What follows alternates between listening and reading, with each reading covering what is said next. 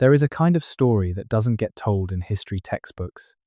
Not because it's been hidden, exactly, and not because the evidence was destroyed, though some of it was.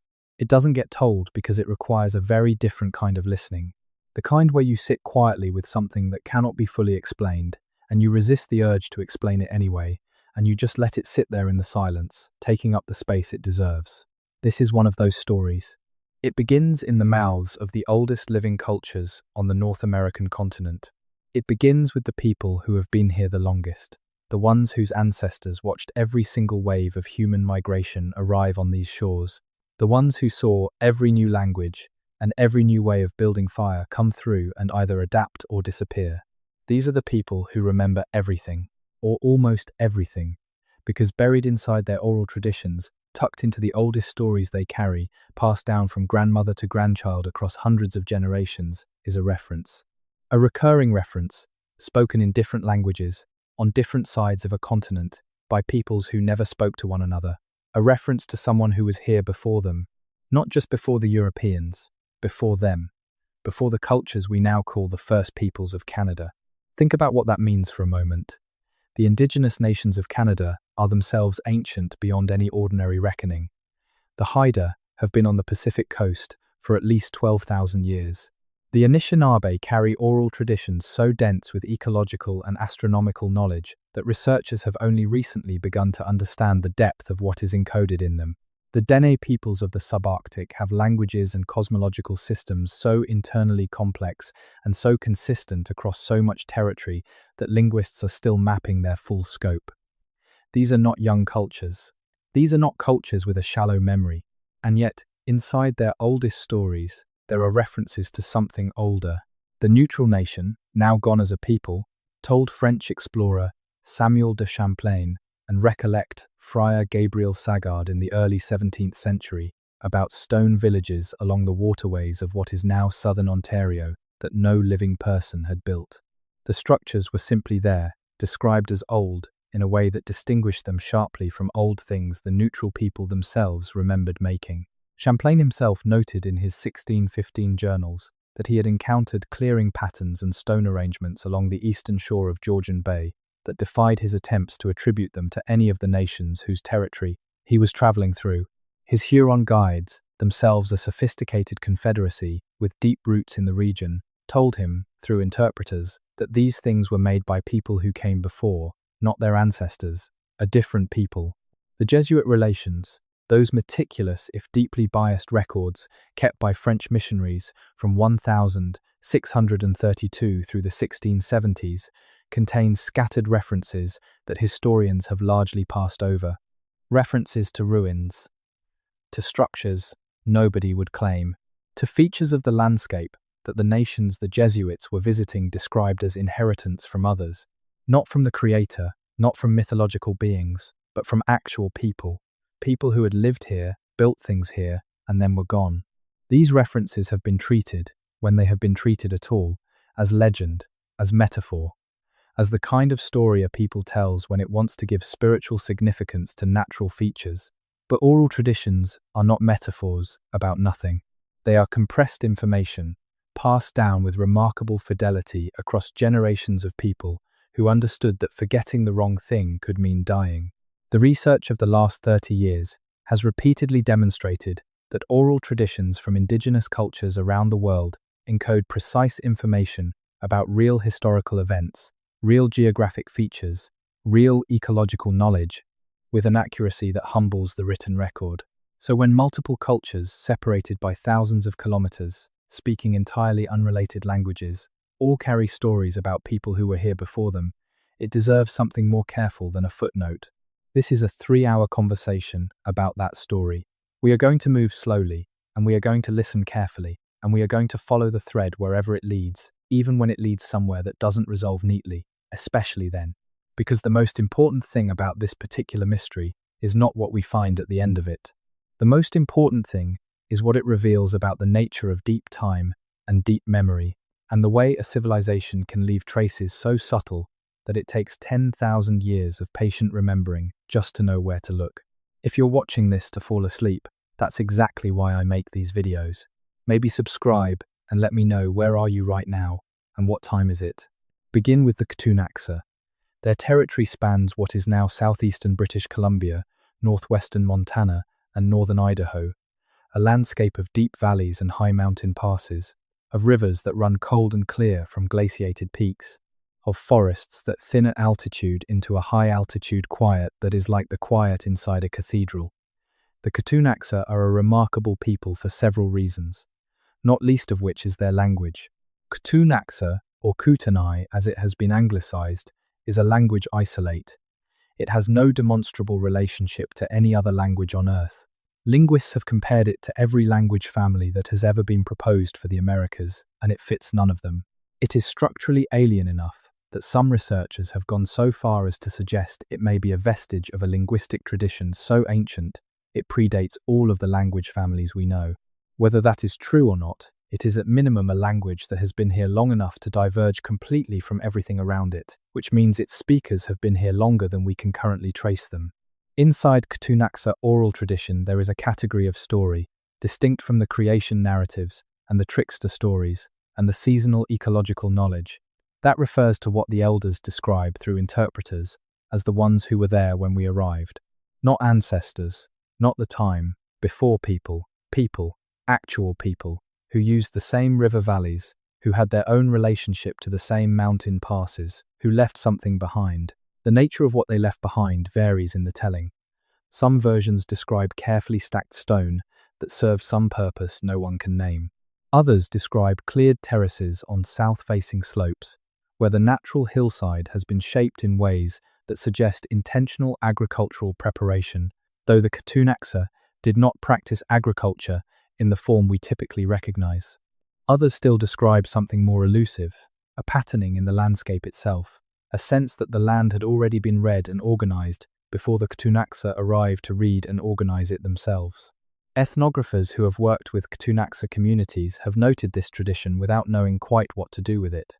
It appears in fragments in the fieldwork records of James Tite, who collected Ktunaxa material in the early 20th century, and who was careful enough to note what he could not explain. It surfaces in the cultural revitalization work being done by Ktunaxa Nation today, where knowledge keepers are working to reconstruct the full scope of what their ancestors knew. It appears, in other words, wherever someone is paying close enough attention to notice it. Now move north and slightly east into Secwepemc territory. The Secwepemc, whose name means the people at the confluence, have one of the largest traditional territories of any First Nation in what is now British Columbia. Their oral tradition is rich and layered in ways that have taken scholars decades to begin to map. And inside that tradition, in the oldest stratum of stories, there are references to what the Secwepemc call, through interpretation, the ones who shaped the water before us. This is a specific and interesting formulation, not the ones who lived here before, the ones who shaped the water. Water shaping, in a landscape dominated by rivers, means understanding drainage, means working with channels, means having a relationship to hydrology sophisticated enough to be worthy of mention 10,000 years later. The Shuswap drainage system, which includes the Thompson River and its tributaries and feeds ultimately into the Fraser, is a complex and dynamic network. It has changed considerably over the last 12,000 years, as the land itself has rebounded from the weight of glacial ice, as channels have been captured and rerouted by geological processes, as lakes have formed and drained and reformed. To shape water in such a landscape requires not just knowledge, but sustained effort over generations. The Secwepemc oral tradition's reference to people who did this before them is not a small detail. It is pointing at something that would require an organized, persistent human presence over a long period of time. Researchers working in the Fraser and Thompson watersheds in the last decade have found evidence, not conclusive, not dramatic, but consistent and interesting, of terrace edge modification on certain riverbanks that does not match the patterns of known Secwepemc occupation sites. These features appear in the archaeological survey literature as anomalous. They get noted, and then they get set aside, because there is no cultural affiliation to attach them to, which is itself a kind of data point. Move further north still, into the country of the Wet'suwet'en. The Wet'suwet'en occupy the headwaters of the Bulkley River in north-central British Columbia, a territory of dense forest and dramatic topography, of cold and demanding winters and short productive summers. Their oral tradition, called the Kungaks, is among the most structured oral literary systems documented among First Nations in Canada. The Kungaks are not simply stories. They are legal documents, land records, genealogies, and historical archives simultaneously. Each feast validates and transmits them. Each generation receives them as inheritance and responsibility. Inside the oldest Kungaks, the ones that deal with the territory before the current clan structures were established, there are references to a period called in translation something approximately like the Elder World, or the time of the Discal. The Discal is a complex term that does not translate cleanly. It refers to something like a presence or a people who inhabited the territory in an earlier configuration of the world, a time when the territory itself was organized differently, when the rivers ran in patterns that do not match current drainage, which is geologically consistent with early post-glacial period hydrology. The Discal left, in Wet'suwet'en oral tradition, physical traces, and those traces are not described as natural. They are described as made. This is the kind of thing that requires sitting with, because the Wet'suwet'en have been here a very long time. The archaeology of their territory places human occupation back at least 10,000 years at current evidence, and almost certainly considerably longer. And yet their oldest oral tradition contains a reference to something older than their oldest memory of themselves. Not a metaphor, a something that was made, that was left behind, that they found when they arrived, or found as they expanded into certain drainages, or found as the land changed around them. Move now to the coast. The Nisga'a people of the Nass River Valley, one of the Tsimshian language peoples, carry an oral tradition called Adawak that is so rigorously maintained and so internally consistent that it has been successfully used as historical evidence in Canadian courts. Their Adawak contains what knowledge keepers describe as the oldest layer, the portion that predates the current social structure, that predates the current understanding of the territory, that reaches back to a time before the Niska understanding of themselves was fully formed. In that oldest layer, there are references to carved stone water channels, not carved by the Niska, carved by someone else. Channels that directed water in ways that the Niska, when they encountered them, understood as purposeful but could not attribute to any tradition they recognized. The Nass River Valley is volcanic.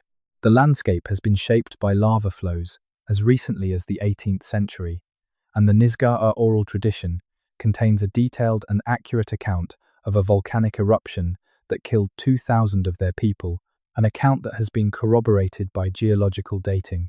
That accuracy, that precision of geological memory, makes the older references in the Adawak harder to dismiss.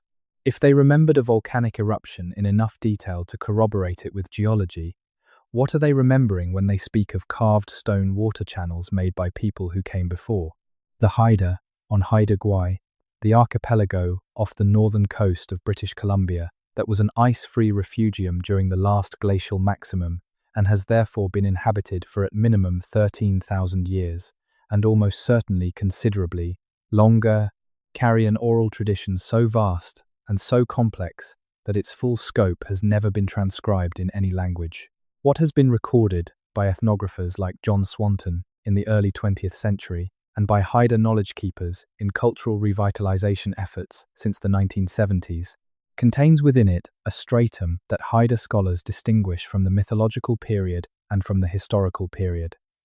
This middle stratum deals with events and presences that are neither supernatural nor contemporary. They are described as old in a specific way, old like something left by a previous occupant of a house, not the spirit of the house, a person who lived there before. The Haida oral tradition in this middle stratum refers to what translates approximately as those who carved before us. The Haida are among the most accomplished carving traditions in the world. Their totem poles, their longhouses, their canoes, their boxes, their masks represent a visual and technical sophistication that continues to astonish. To speak of those who carved before, in a culture where carving is so central to identity and knowledge transmission, is to say something significant. It is not saying those who told stories before, which would suggest predecessors in the mythological sense. It is saying those who made things before, physical things, permanent things, the kind of thing that outlasts the people who made it. Archaeological work on Haida Gwaii has documented human occupation going back at least 14,000 years, with strong evidence suggesting the archipelago was used as a refuge during the height of the last glaciation. The earliest sites are on the coast, because the coast was the accessible part, but interior surveys have been limited by the density of the rainforest and the depth of accumulated organic material. What we have is a partial picture, and in that partial picture, there are features that don't slot neatly into the known sequence of Haida cultural development. Shell middens of a type that doesn't match known Haida technology. Stone arrangements in interior valleys that have not been attributed. Places that the Haida themselves describe, when asked, as not ours. Not in the sense of another group's territory, in the sense of made by someone else. You should take a moment here to feel the weight of what that represents, because the Haida are not a people given to careless attribution. They have maintained with remarkable precision a genealogical and territorial record that extends back farther than almost any other culture on the continent. When they say something is not theirs, they mean it in a very specific and carefully considered way. Now, cross the mountains and move onto the plains. The Blackfoot Confederacy, which includes the Siksika, Kainai, Piikani, and in Montana, the Amscarpi Piikuni, occupies a territory that spans the foothills and plains of what is now southern Alberta and northern Montana. Their oral tradition is vast and varied, and within it, there are references to the people who were on the land before them that are distinct from references to other First Nations with whom they have historical relationships. The Blackfoot distinguish clearly between peoples they know, peoples they have fought and traded with and formed alliances with, and something else, something older, something they did not arrive to find living, but arrived to find the remains of. In Blackfoot oral tradition, certain features of the plains landscape are described as having been made by what translates loosely as the ancient builders, a term that is distinct from the Blackfoot terms for supernatural beings, and from the terms for human enemies or neighbors. These features include stone arrangements that are different from the medicine wheels the Blackfoot themselves use and understand, circles and lines and accumulations that the Blackfoot encountered as already ancient when their oral tradition begins, and that they incorporated into their understanding of the sacred landscape without claiming to have made them. This is a subtle but important distinction. The Blackfoot do not say these were made by spirits. They say these were made by people who are gone. And they treat them with the kind of respect you give to something that was someone else's before it became yours by inheritance and time. The plains archaeology of southern Alberta contains exactly these kinds of anomalies. Stone features that predate anything attributable to the known historical sequence of plains cultures. Arrangements that archaeologists describe as non-functional by any obvious utilitarian measure and therefore label as ceremonial, which is often the label that gets applied to things we cannot explain. Some of these features have been dated. The dates are uncomfortable. They extend back to periods when the Canadian plains were newly emerged from glacial conditions, when the land was still in the process of becoming what it would become, when the plant and animal communities were in transition and the whole landscape was being written fresh. And into that freshly written landscape, there is evidence of human activity, not Clovis, not anything we have a clear name for, something that was there before the named things arrived.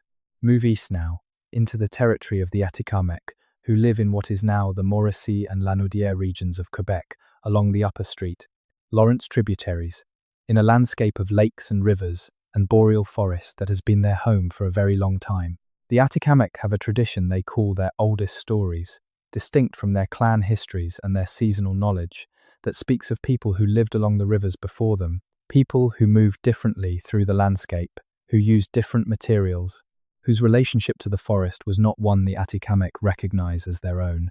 What is notable about these stories is how specific they are about materials. The people who came before, in Atikamekw oral tradition, worked with stone in a way that the Atikamekw do not recognize as any technique they know. Not flint knapping, something different. Something that left a different kind of mark on the landscape. Along the upper tributaries of the Street, Lawrence system, archaeological surveys conducted in the 1960s and 1970s in advance of hydroelectric development documented features that were noted as anomalous in the field reports and then largely forgotten. The surveys were conducted under time pressure because the reservoirs were being built regardless of what was found, and the archival record from that period is incomplete in ways that are themselves worth thinking about. What does survive? in the survey reports described stone-structured features that did not match any known indigenous tradition in the region, features that the survey archaeologists attributed, with the casual confidence of their era, to natural formations, despite noting in their own observations that the orientation and placement of the stones were inconsistent with the natural processes that were supposed to explain them. The Kanya-Piscau Reservoir was created in 1981 as part of the James Bay Hydroelectric Complex, one of the largest hydroelectric projects in Canadian history. The territory it flooded was Innu and Naskapi traditional land that those communities had occupied for thousands of years. The consultation process, to the extent there was one, did not include a serious archaeological survey. The land went underwater, and whatever was there went with it. The Innu and Naskapi oral traditions about the Kanya-Piscau watershed speak of a landscape with layers, a landscape that had been read and used and organized not just by them, but by others before them. Those traditions now refer to a place that no longer exists in accessible form. What was there is under 40 meters of reservoir water, and there are no plans to find out what was lost. This is a pattern, as you will see, that runs through this entire investigation. Not a conspiracy pattern, not a deliberate suppression pattern in most cases, but a structural pattern. A pattern in which the places most likely to contain evidence of what the oral traditions are pointing at are also the places that have been flooded, or paved, or logged, or otherwise transformed in ways that make archaeological investigation impossible. The places that remain are the margins, the places nobody needed badly enough to flood or pave. And in those margins, patient researchers are finding things that are beginning, slowly, to add up. Consider the Labrador coast. The northern Labrador coast, from Hamilton Inlet north through Saglek Fjord and Rama Bay and up toward the tip of the Labrador Peninsula, is one of the most archaeologically significant and least studied regions in North America. The landscape is dramatic and brutal, a coast of fjords and sea ice and summer fog, of permafrost and tundra, and the cold Labrador Current pushing south from Baffin Bay. It is not an easy place to work, and it has not attracted the sustained research attention that its archaeological significance deserves. The maritime archaic tradition, which is the oldest clearly documented archaeological culture of the northeast Atlantic coast, was centered in exactly this region. The maritime archaic people, who appeared around 9,000 years ago, and whose culture persisted until approximately 3,000 years ago. There were sophisticated seafarers with a remarkable material culture that included the consistent and intentional use of red ochre in burial practices, elaborate stone tool technology, and evidence of long-distance trade. They are the people who, among other achievements, created burial mounds at Port au Choix in Newfoundland that have been excavated and dated and studied and are genuinely impressive by any standard. But here is what is interesting about the northern Labrador coast specifically. At the Rama Bay district, north of Saglek Fjord, there are stone structures that predate the maritime archaic, not by a little, by a significant margin. Stone arrangements that sit below the lowest maritime archaic occupation layers, separated from them by enough time to represent a distinct period of human presence. These features have been noted. They appear in the survey literature, and they have not been adequately explained because they do not correspond to any cultural tradition we currently have a name for. The Innu oral tradition, which extends through the interior of Labrador and Quebec and down to the coast seasonally, contains references to people who were on the coast before the coastal adaptation that the Innu themselves represent. These are described as people of the stone shore, a descriptive phrase rather than a name, people whose relationship to the coast was different from the Innu relationship, who left things behind on the stone that the Innu found when they came down to the coast in summer. Structures, arrangements, marks on the stone itself, marks that were not made by any technique the Innu recognize. The Inuit oral tradition of the Torngat region, the northernmost part of Labrador, contains a parallel strand. The Inuit have their own tradition of the Tuniat, the people who preceded them in the Arctic, which archaeology has confirmed corresponds to the Dorset culture. But in Torngat Inuit oral tradition, there is something before the Tuniat, something the elders describe as even older, as the people who used the stone differently, people whose traces are not the same as Tuniat traces. This is a second layer of predecessor memory, in a tradition that already has one such layer confirmed by archaeology, which suggests the tradition's capacity for layered historical memory is real, and that the second layer, the one without an archaeological name yet, may be equally real. Now take a step back from the specific traditions and look at the pattern as a whole. You have the Ktunaxa on the Pacific side of the Rockies, speaking of people who organized the landscape before them. You have the Sequepemc speaking of people who shaped the water before them. You have the Wet'suwet'en speaking of the elder world and its physical traces. You have the Nisga'a speaking of carved stone water channels made by people before them. You have the Haida speaking of those who carved before. You have the Blackfoot speaking of the ancient builders whose stone arrangements they found already on the land. You have the Atikamekw speaking of people who use stone differently. You have the Innu speaking of the people of the stone shore. You have the Inuit of Torngat speaking of something before the Tuniat. You have records from the early contact period of the neutral nation, describing old stone villages nobody built, and Champlain himself noting structures his guides would not claim. These are not all the same story. They are different stories, from different cultures, from different parts of a very large continent, in different languages and different traditions and different cultural frameworks. But they are pointing at the same thing. Something that was here before.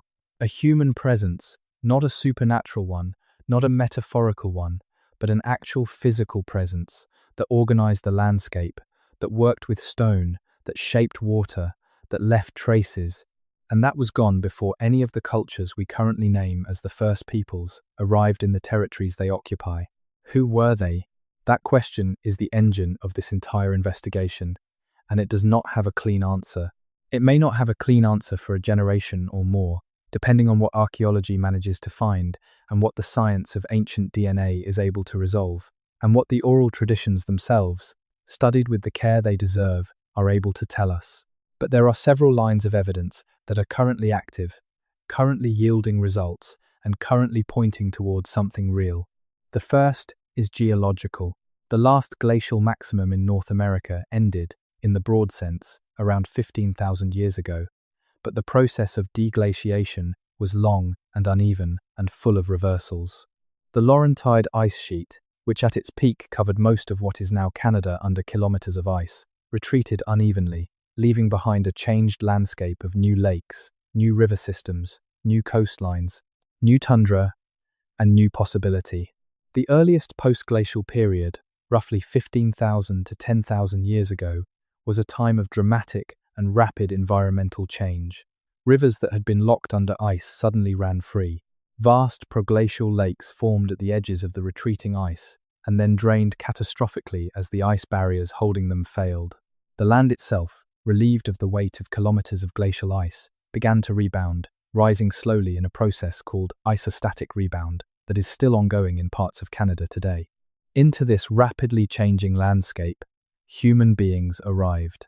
Or, more accurately, human beings who had been in the Americas during the glacial period, in refugia that the ice did not cover, expanded into the newly available territory as it became available.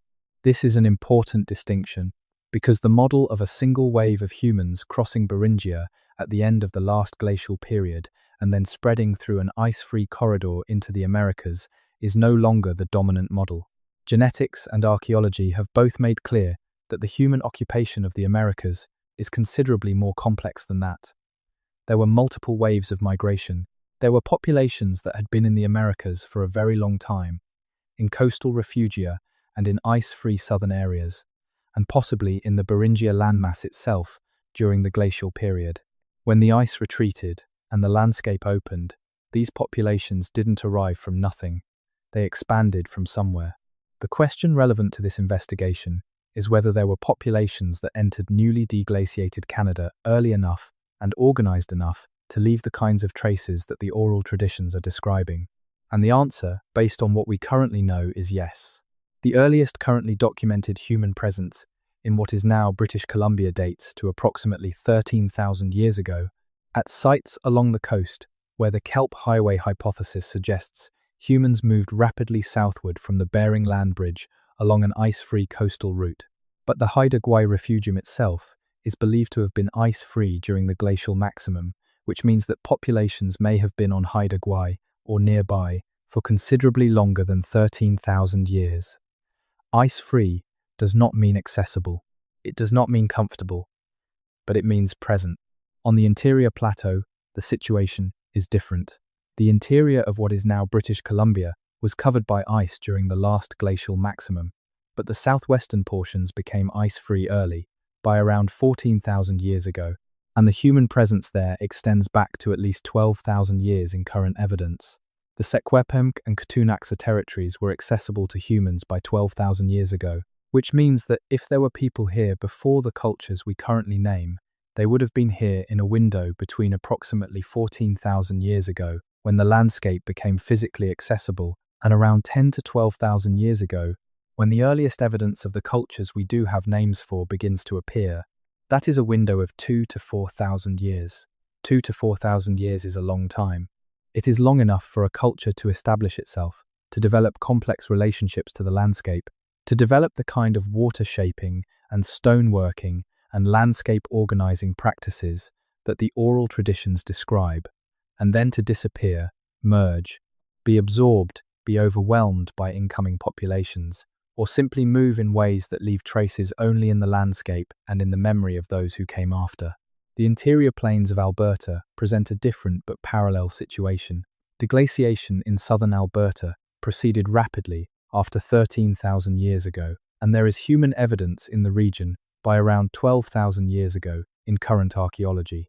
But the oral traditions of the Blackfoot point at stone arrangements that predate the Blackfoot's own memory of being on the land, which the archaeology of the region currently dates to around 3,000 to 4,000 years ago in its current form. Between 12,000 years ago and 4,000 years ago, there are nearly 8,000 years of human activity in southern Alberta that is not fully accounted for in the current archaeological record. 8,000 years is an enormous amount of time. Ancient Egypt and Mesopotamia and China and India's entire recorded history doesn't add up to 8,000 years. And in that gap, in that 8,000-year window between the earliest evidence of human presence in the southern Alberta plains and the earliest evidence of the ancestors of the current Blackfoot Confederacy, there is room, and perhaps more than room, for exactly the kind of civilization the oral traditions describe. Now consider the eastern subarctic, the territory along the coast of Hudson Bay, particularly the western coast from Churchill northward and the eastern coast from Belcher Islands up through Ungava, is among the least archaeologically surveyed regions in Canada. It is remote, it is expensive to work in, it is covered for much of the year by conditions that make fieldwork impossible, and it does not attract resource development in the way that has driven so much of the archaeological survey work elsewhere in Canada. The archaeology that has been done there is largely restricted to the immediate coast and to sites that are already visible above the surface. What lies buried, or what lies just below the surface of tundra polygons and permafrost-active ground, is largely unknown. The Cree and Mushkegowuk peoples, whose territory includes the western coast of Hudson Bay, have oral traditions that speak of features on the coastal landscape, particularly in the zone between the current shoreline and the historical maximum shoreline from the period when Hudson Bay was higher, that are described as made by hands, not Cree hands, older hands. Semi-submerged in the shallow tidal zone, visible at low tide in some seasons, there are stone features that coastal Cree communities have known about and described for generations that have received essentially no systematic archaeological attention. Some of these have been photographed by community members and described in reports to government bodies. None of them have been excavated, none of them have been dated. They sit in the tidal zone, at the edge of one of the largest and least understood bodies of water in North America, being worn by tides and freeze-thaw cycles, and nobody has yet found the resources or the institutional will to look at them carefully. The eastern coast of Hudson Bay and Hudson Strait is the territory that in the early post-glacial period, when the bay itself was just beginning to form as the Laurentide ice sheet retreated from its southern basin, would have been coastline of a different kind. The bay, as we know it now, formed relatively recently, in geological terms, as the ice retreated and the land initially depressed by the ice's weight had not yet fully rebounded. In the earliest post-glacial period, the landscape around what is now Hudson Bay looked quite different. There were areas of land that are now below water. There were coastal features that are now either submerged or dramatically altered by thousands of years of isostatic rebound. The coastline that a culture living here in the early post-glacial period would have known is not the coastline that exists now. This is crucial because it means that the most accessible and habitable parts of the landscape for a post-glacial culture in this region may now be inaccessible for archaeological investigation. They are either underwater, or they are in the intertidal zone being slowly destroyed by tidal action, or they are buried under the products of isostatic rebound and subsequent ecological succession. The oral traditions of the Cree and Mushkegowuk that point to features in this landscape are pointing at a landscape that has changed in fundamental ways since the features were made. That the features are still visible at all, even partially, suggests they were substantial enough to survive the changes, which in turn suggests they were not casual or temporary. They were built to last. Move now to the north. The Churchill River system, which drains a vast interior watershed through northern Manitoba and Saskatchewan before entering Hudson Bay at Churchill, has been the subject of sporadic archaeological investigation for decades. What the surveys have found, in aggregate, is evidence of a persistent and sophisticated human presence along the river system that extends back to around 8,000 years ago in current evidence, with gaps and inconsistencies that suggest the record is far from complete. There are features along certain reaches of the Churchill River, particularly in the limestone escarpment country of northern Manitoba, that experienced fieldworkers have noted as anomalous. Stone accumulations that don't match the known toolkit of any identified archaeological tradition. Cleared areas on river terraces that show no obvious utilitarian function. The fieldwork reports from the 1970s and 1980s, when there was active survey work in the region driven by hydroelectric assessment, contain these observations, and then contain the standard assessment notation, further investigation required. Further investigation has not occurred. The oral tradition of the Dene peoples, whose territory extends through a vast swath of northern Canada, from British Columbia through the Northwest Territories and into Nunavut, contains what Dene elders describe as the grandmother stories, the oldest stories, the ones that predate the stories about the land as they know it now. In these grandmother stories, there are references to builders on the tundra, people who made structures from stone in ways the Dene do not recognize as their own tradition, in places where the Dene themselves do not build stone structures because the conditions and the culture don't require it. These builders are described as silent, not in the sense of peaceful, but in the literal sense, as people who did not speak in any way the Dene could understand, people of a different tongue entirely, people who were present and then were not. The Dene oral tradition's reference to silence is interesting in linguistic terms. The Dene languages, which include Chipewyan, Clicho, Decho, Sartutawine, and a number of others, are Athapascan languages, part of the Na-Dene language family. The Na-Dene family is one of the most internally diverse language families in the Americas. With enough internal differentiation that some linguists have proposed, it represents multiple waves of migration rather than a single founding population. And there are regions within the current Dene territory where oral traditions suggest the Dene arrived to find features that were not made by Dene speakers, not made by any speakers of languages the Dene recognize, made by people of a different tongue in a territory where the Dene have been the dominant linguistic tradition for long enough that alternative linguistic traditions are not in living memory, which means the builders with the different tongue were not recent. They were old, very old. Linguistic archaeology, which uses the tools of historical linguistics to trace population movements and cultural contacts, has identified what it calls a substrate in several Dene language varieties. A substrate is linguistic evidence of a previous language that has been replaced by the current one, evidence that survives in the form of borrowed words, unusual phonological patterns, syntactic structures that don't derive from the current language family's internal logic. These substrates in Dene languages are not fully explained by any known population that was in the territories before the Dene. They hint at a layer of linguistic diversity that has been completely obliterated except for these residual traces. The people who spoke the languages that left those substrates are not the Dene. They were there before the Dene, and they are not in the archaeological record under any name we currently use. Consider now the situation in Prince Edward Island, This is not a place that normally appears in discussions of pre-contact civilization in Canada, because it is a small island, because it was heavily settled by Europeans and heavily transformed by that settlement, and because its archaeology has been dominated by the study of the historical period. But in the 1970s and early 1980s, during infrastructure development on the island, a series of excavations in the deep peat deposits of certain interior lowlands revealed cultural material at depths inconsistent with the known Mi'kmaq occupation of the island. The Mi'kmaq oral tradition of Prince Edward Island, called Epecuik, the island cradled by the waves, extends back to time immemorial in their own account, and the archaeology confirms a long and continuous Mi'kmaq presence. But the material found below the Mi'kmaq layers in several of the PEI peat investigations was different. Different tool technology, different material choices, different spatial organization of sites.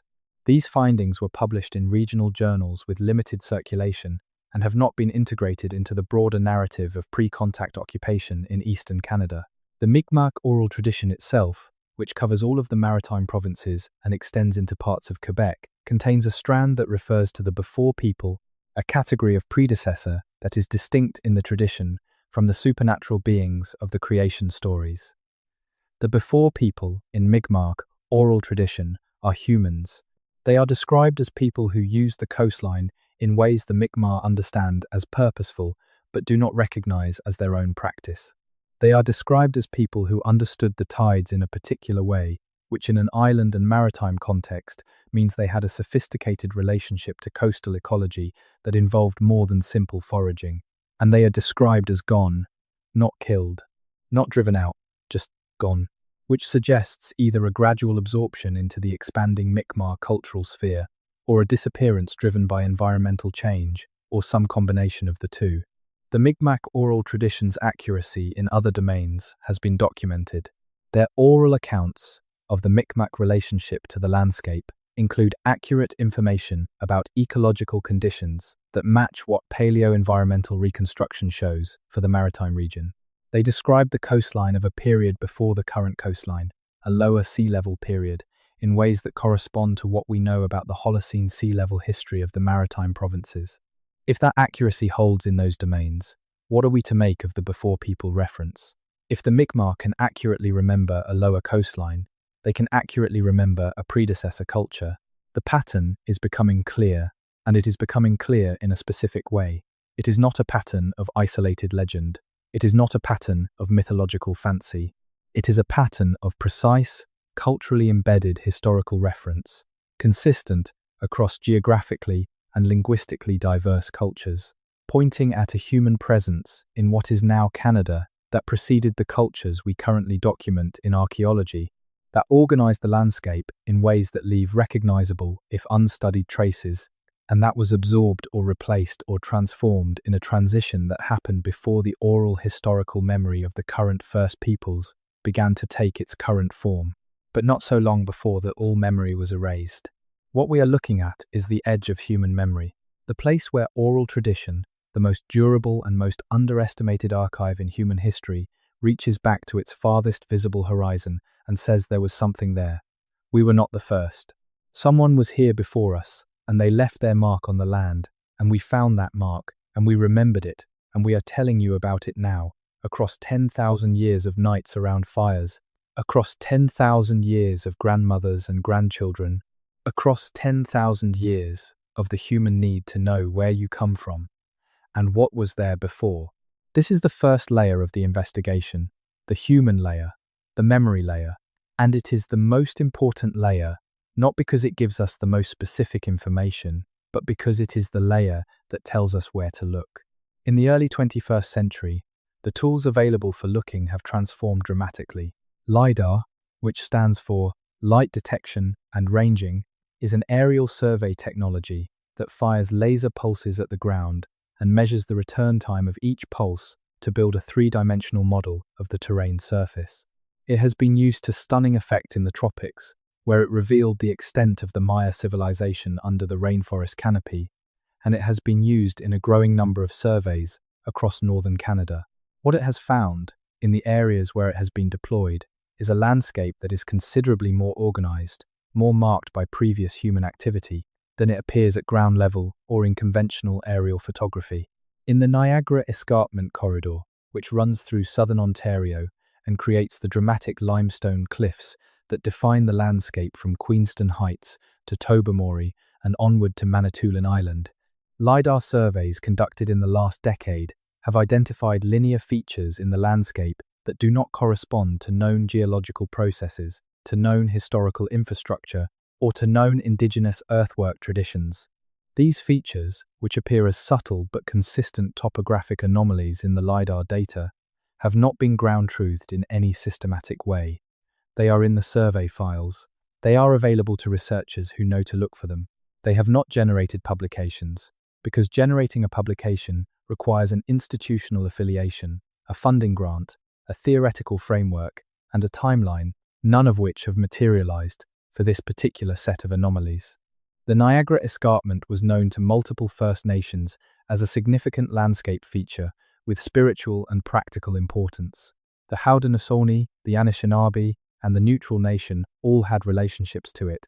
The Neutral Nation, who occupied the territory between Lake Erie and Lake Ontario and between the Haudenosaunee and the Anishinaabe until they were destroyed by the Haudenosaunee in 1650 and 1651, specifically described the escarpment as a place of the Old Ones in early contact accounts, not in a supernatural sense, in the historical sense, in the sense of the ones who were here before any of us. The Haudenosaunee tradition of the stone giants is relevant here, though it needs to be handled carefully to avoid the tendency to immediately mythologize what may be historical memory. The stone giants appear in multiple Haudenosaunee oral traditions as a category of being, not supernatural beings, but enormously powerful people, physically formidable, organized differently from the Haudenosaunee themselves, who inhabited certain territories and left certain traces. The stone giants, in Haudenosaunee oral tradition, are not presented as monsters in the way that term implies in European storytelling. They are presented as predecessors, as people who were here and who had a particular relationship to stone, to the landscape, to certain kinds of construction, that was different from Haudenosaunee relationships to those things. And they are presented as gone, not defeated in most versions, gone, departed or transformed or absorbed in ways the stories do not specify clearly. The Anishinaabe tradition of the Meme-Gwoshi is another reference point, though again it requires careful handling. The Meme-Gwoshi are described in Anishinaabe oral tradition as small people who live in the rock faces of cliff walls, along certain lakes and rivers, who are not human exactly, but who are also not entirely supernatural. They are described as makers of the rock paintings that appear on cliff faces throughout the Canadian Shield, the petroglyphs and pictographs that mark the landscape from Lake Superior to the Ottawa River watershed. The Anishinaabe relationship to the Meme-Gwoshi is complex, involving both reverence and a sense of distinct otherness. But the attribution to the Meme-Gwoshi of the rock art at sites like Agawa Rock is, in one reading, an oral tradition that acknowledges the rock art was made by people other than the Anishinaabe themselves, not supernatural beings who chose the cliff faces as a canvas, people of a different kind who used those cliff faces in a way the Anishinaabe did not originate. The archaeology of the Canadian Shield rock art is, in this context, worth thinking about carefully. The pictograph sites of Lake Superior, the Ottawa River, Georgian Bay, and the interior of Ontario and Quebec represent a long tradition of ritual use of cliff faces as a medium. The oldest dated examples of this tradition are old enough that they predate any culture we can confidently name, and within the rock art sequence, there are layers. Different styles, different pigment compositions, different subjects that appear to be from different periods, with the oldest layers at the base and younger layers accumulated above. The oldest layers are not explained by any currently documented cultural tradition. They are there. They are clearly intentional. They are on the same cliff faces that later cultures used, and they predate those later cultures by enough margin to represent a distinct and earlier presence. This is not the wildest claim in the history of North American archaeology. It is a conservative observation that there are layers in the rock art record that predate the cultures we currently identify, in the same way that there are layers in the architectural record and in the oral traditions of multiple First Nations. The rock art is one thread. The oral traditions are another. The LiDAR anomalies are another. The genetic puzzles are another. And when you pull all these threads in the same direction, you find that they hold together. They converge on something. Something was here.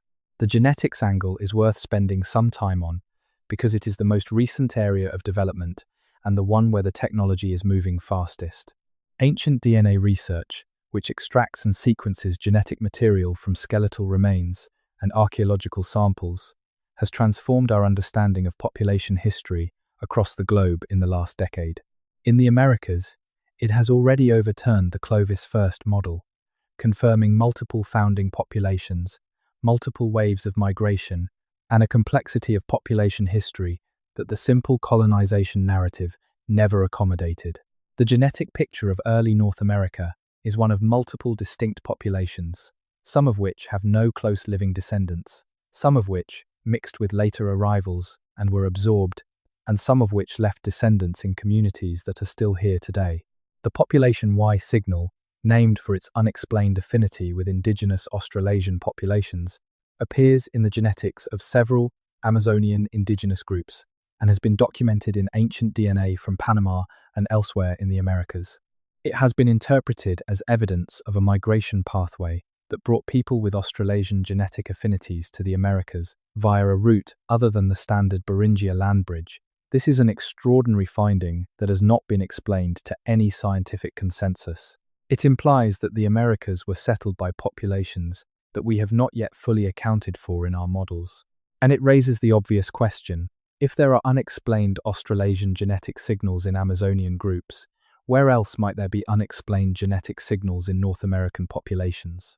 A 2019 study examining ancient DNA from early Ontario individuals, including material from the Shield Archaic archaeological context, found what the researchers described as an unexpected genetic affinity with East Asian populations that could not be explained by the known Paleo-Siberian ancestry shared by most early North American populations. The sample size was small, the finding was preliminary, and the paper was careful to flag its own limitations. But it was consistent with other emerging evidence that the genetics of early North America contain layers of population complexity that the current models have not fully resolved. Layers that correspond, at least potentially, to the layered memory that the oral traditions describe. What the genetics cannot currently tell us, because the ancient DNA record for most of Canada is still far too sparse, is what specific cultural tradition or traditions those genetic layers correspond to. We know there were multiple distinct populations in early North America. We do not yet know enough about where they were, when they were there, and what they were doing to connect them to the specific traditions the oral histories describe. But the genetic evidence confirms the core premise. There were people in this continent, including in what is now Canada, before the cultures we currently have names for. Multiple waves of people, multiple distinct populations, some of whom left no descendants we can identify and no cultural tradition we can name. The oral traditions of the first peoples of Canada have been saying this for 10,000 years. The genetics are beginning to say it in a different language. And the archaeology, patient and understaffed and underfunded, as it perpetually is in northern Canada, is beginning to find the physical traces that connect the two. Let us turn now to the specific case of the Beathuk of Newfoundland, because it represents a particularly poignant thread in this investigation. The Beathuk were the indigenous people of the island of Newfoundland at the time of European contact in the late 15th and early 16th century. They are remembered primarily as the people who went extinct, whose last known member, a woman named Shanordithit, died in 1829. They are memorialized, they are studied, they are mourned. What is less often discussed is what they knew, and in particular what they knew about the landscape they inhabited and the people who had been in it before them. The Beathuk had a complex and sophisticated culture, adapted to the specific resources of the Newfoundland environment, which included interior caribou hunting, coastal fishing and sea mammal hunting, and a seasonal migration pattern that made use of essentially the entire island. They maintained a careful distinction between their own sites and camps and certain other features of the landscape that they neither used nor claimed. These features, described by the handful of European observers who had any meaningful contact with the Beathuk before they were gone, were consistently attributed by the Beathuk to people before. not to the maritime archaic, who preceded them in Newfoundland by thousands of years and who the Beothuk may have been partly descended from, but to a separate category of predecessor that the Beothuk treated with specific ritual protocols. Protocols of acknowledgement and avoidance, and sometimes of specific material offerings. The features the Beothuk associated with these predecessors included certain cliff face markings in the interior of the island, certain stone arrangements near winter caribou hunting grounds, and certain coastal structures in sheltered bays that do not match any known maritime archaic or Beothuk technology.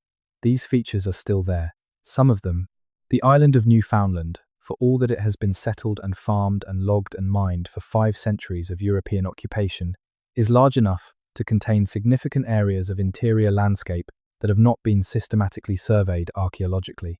Those areas contain features that the Beothuk knew about, attributed to predecessors, and treated with care. Those features deserve careful attention. Shenaudathit, in the final years of her life, drew maps and diagrams for the Newfoundland historian William Epes Cormack that depicted Beothuk geographical and cultural knowledge. Those drawings, which are preserved and have been studied, contain references to features of the interior landscape that are described as very old and not Beothuk. Not old in the sense of the Beothuk's own distant past, old in the sense of a different people. The drawings are not detailed enough to definitively identify what she was depicting, but they are clearly depicting something interior, something she thought was important enough to include in the record she was leaving. The loss of the Beothuk is not just the loss of a people, it is the loss of a specific archive. An archive of knowledge about Newfoundland's deep past that was 10,000 years in the making and was gone before anyone understood what was being lost. The few fragments that survive, in the records of Cormack and other early observers, in the drawings Shenaudathit left behind, in the archaeological sites that the Beothuk used and carefully did not use, represent a tiny fraction of what that archive contained. But even in that tiny fraction, the predecessor reference is there. Even in a culture on the edge of extinction, the memory of the ones who were there before was preserved.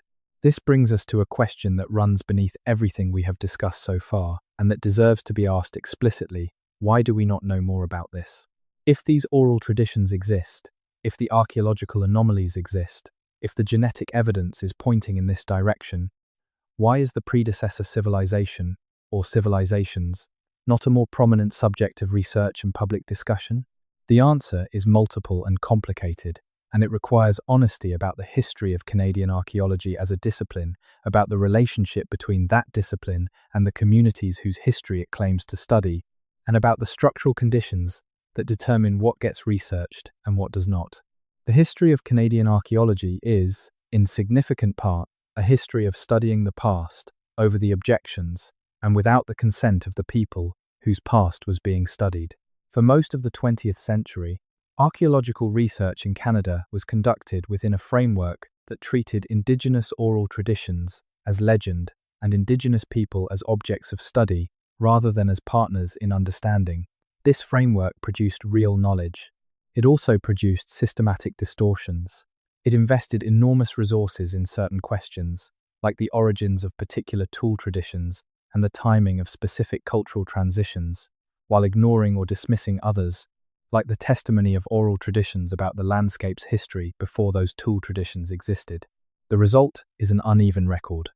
There are some regions of Canada where the archaeology is deep and detailed, where decades of research have produced a nuanced understanding of the sequence of human occupation, and there are vast regions where the archaeology is barely begun, where the oral traditions of the First Nations have been collected and filed, but not integrated into research frameworks, where the anomalies in the survey literature have been noted and then passed over because there was no theoretical framework to accommodate them and no funding to follow them up.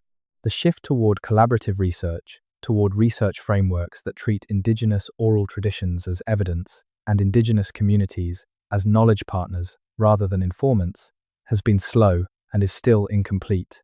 But it is happening, and where it is happening, it is producing results. The kind of results that are beginning to make the predecessor question unavoidable. Consider what happened in British Columbia in the early 2000s, when a collaboration between the Hailtsuk Nation and a team of archaeologists from the University of Victoria produced the investigation of Trike Island on the central BC coast. The Hailtsuk had maintained oral traditions that the islands off their coast had been inhabited for much longer than conventional archaeology assumed, traditions that pointed specifically to certain coastal locations as places of ancient significance. When a research team, working in partnership with the Hailtsuk, excavated Trike Island, they found a hearth dated to 13,200 years ago. At the time, it was the oldest, directly dated evidence of human presence in the Americas south of Alaska.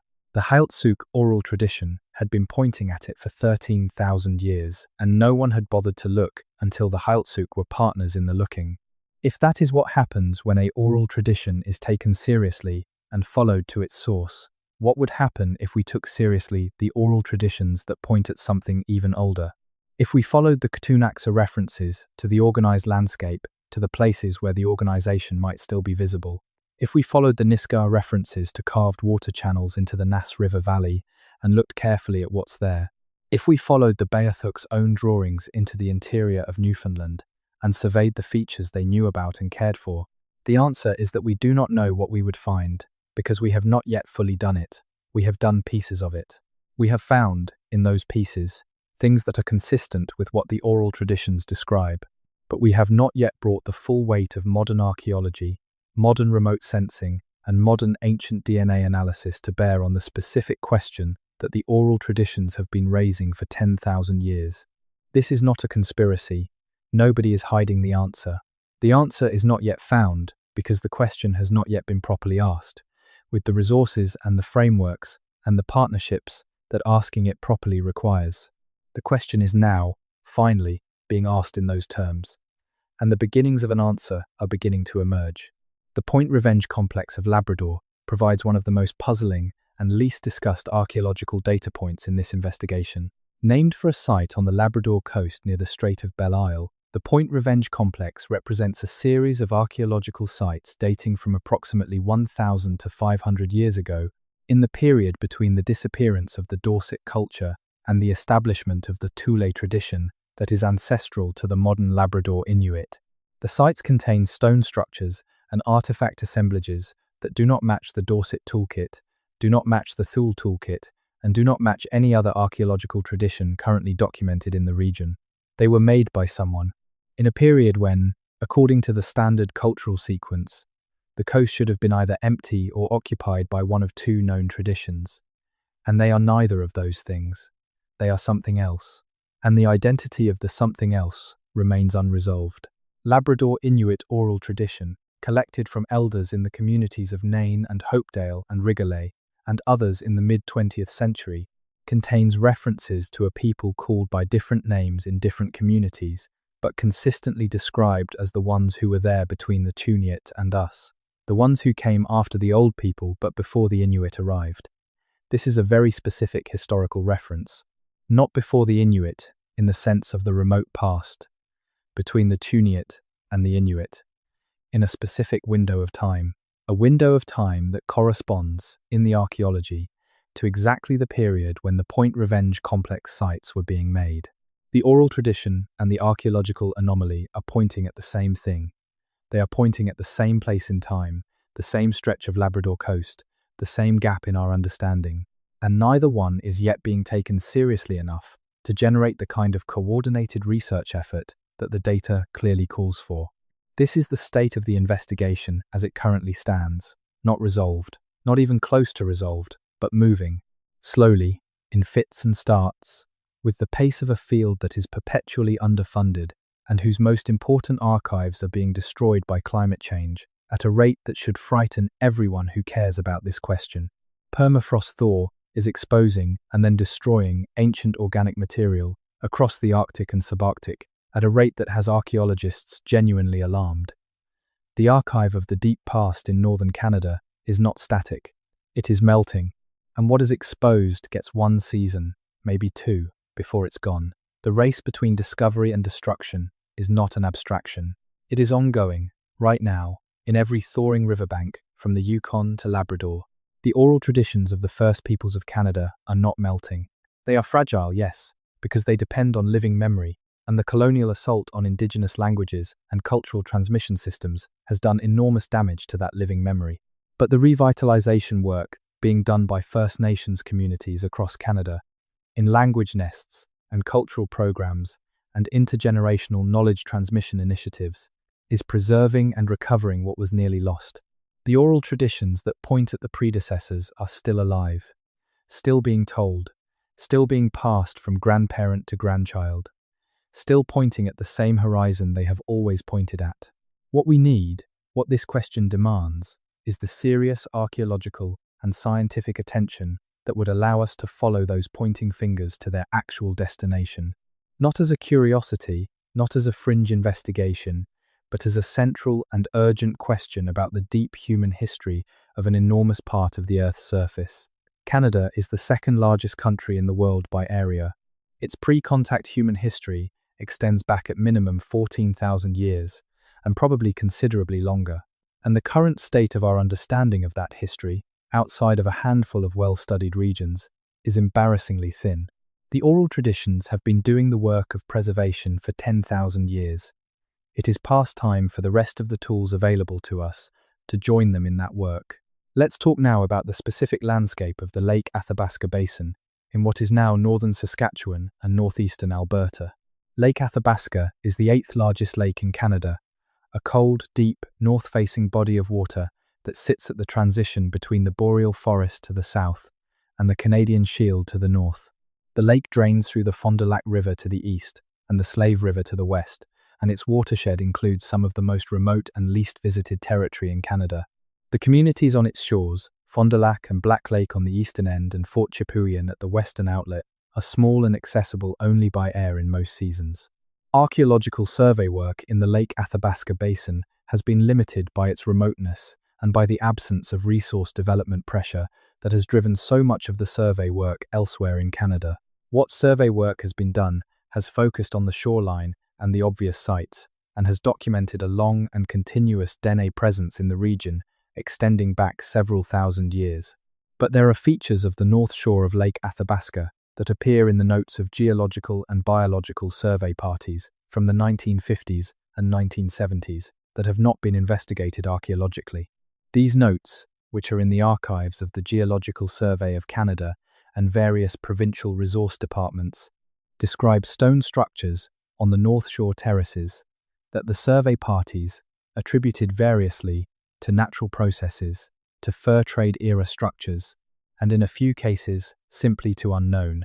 The attribution to natural processes was the default, and in some cases was clearly wrong. Geological processes do not produce the spatial relationships and the specific stonework configurations described in some of these notes. Somebody made them. Who and when is unanswered.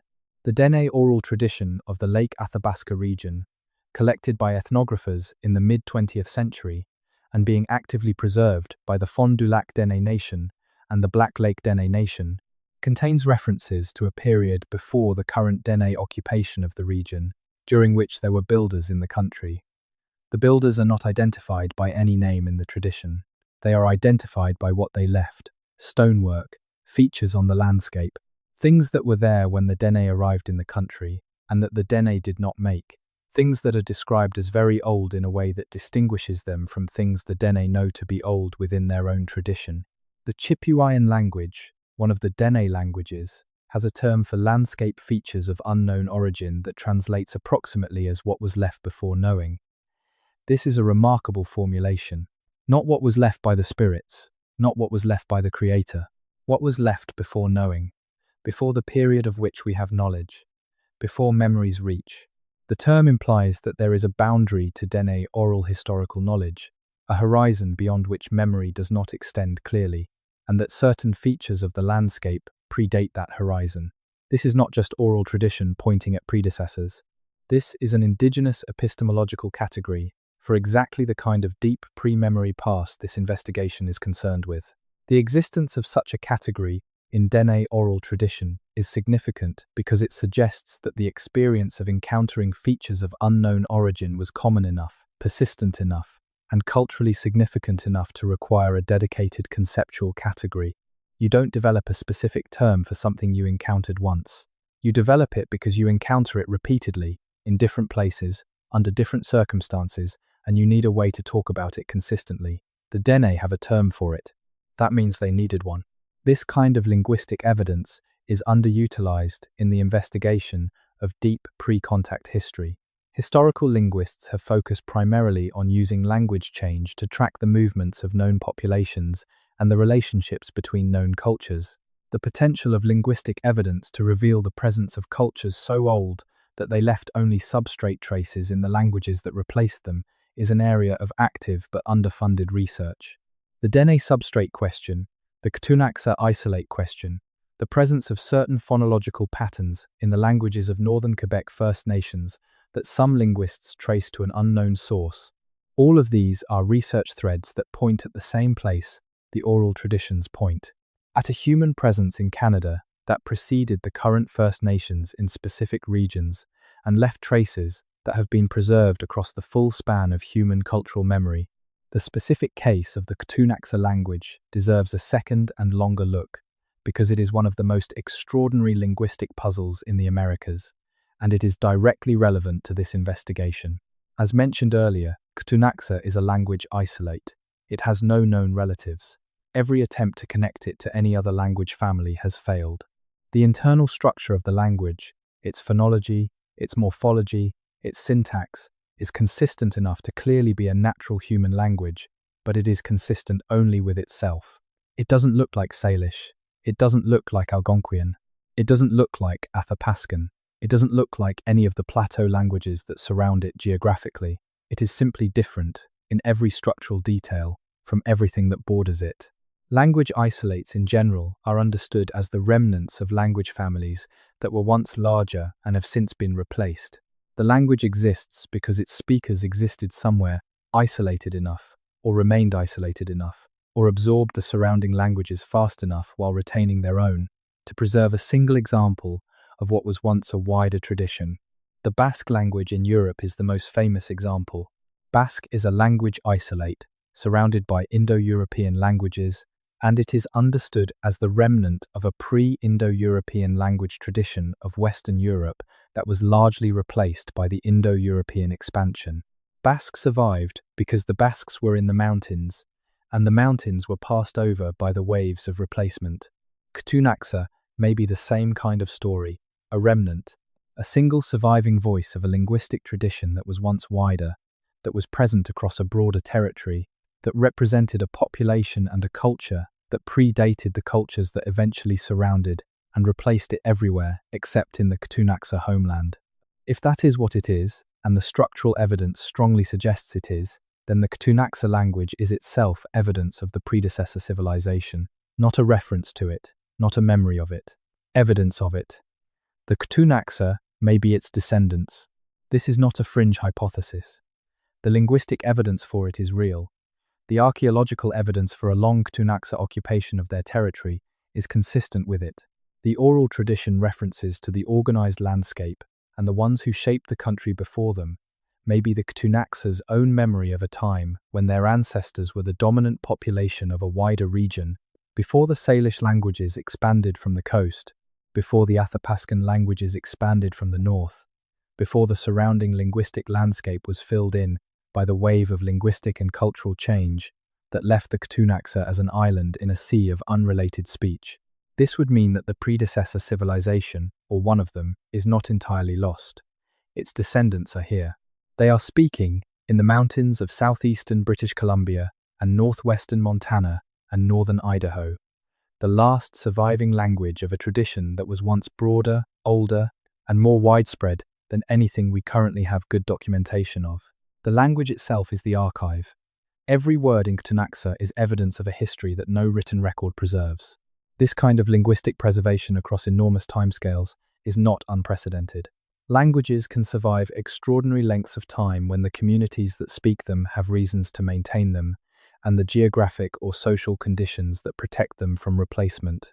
The evidence from genetic and archaeological research in Australia has suggested that some Australian languages may be 30,000 years old or more, preserving in their structure evidence of migrations and cultural adaptations that occurred in the deep human past.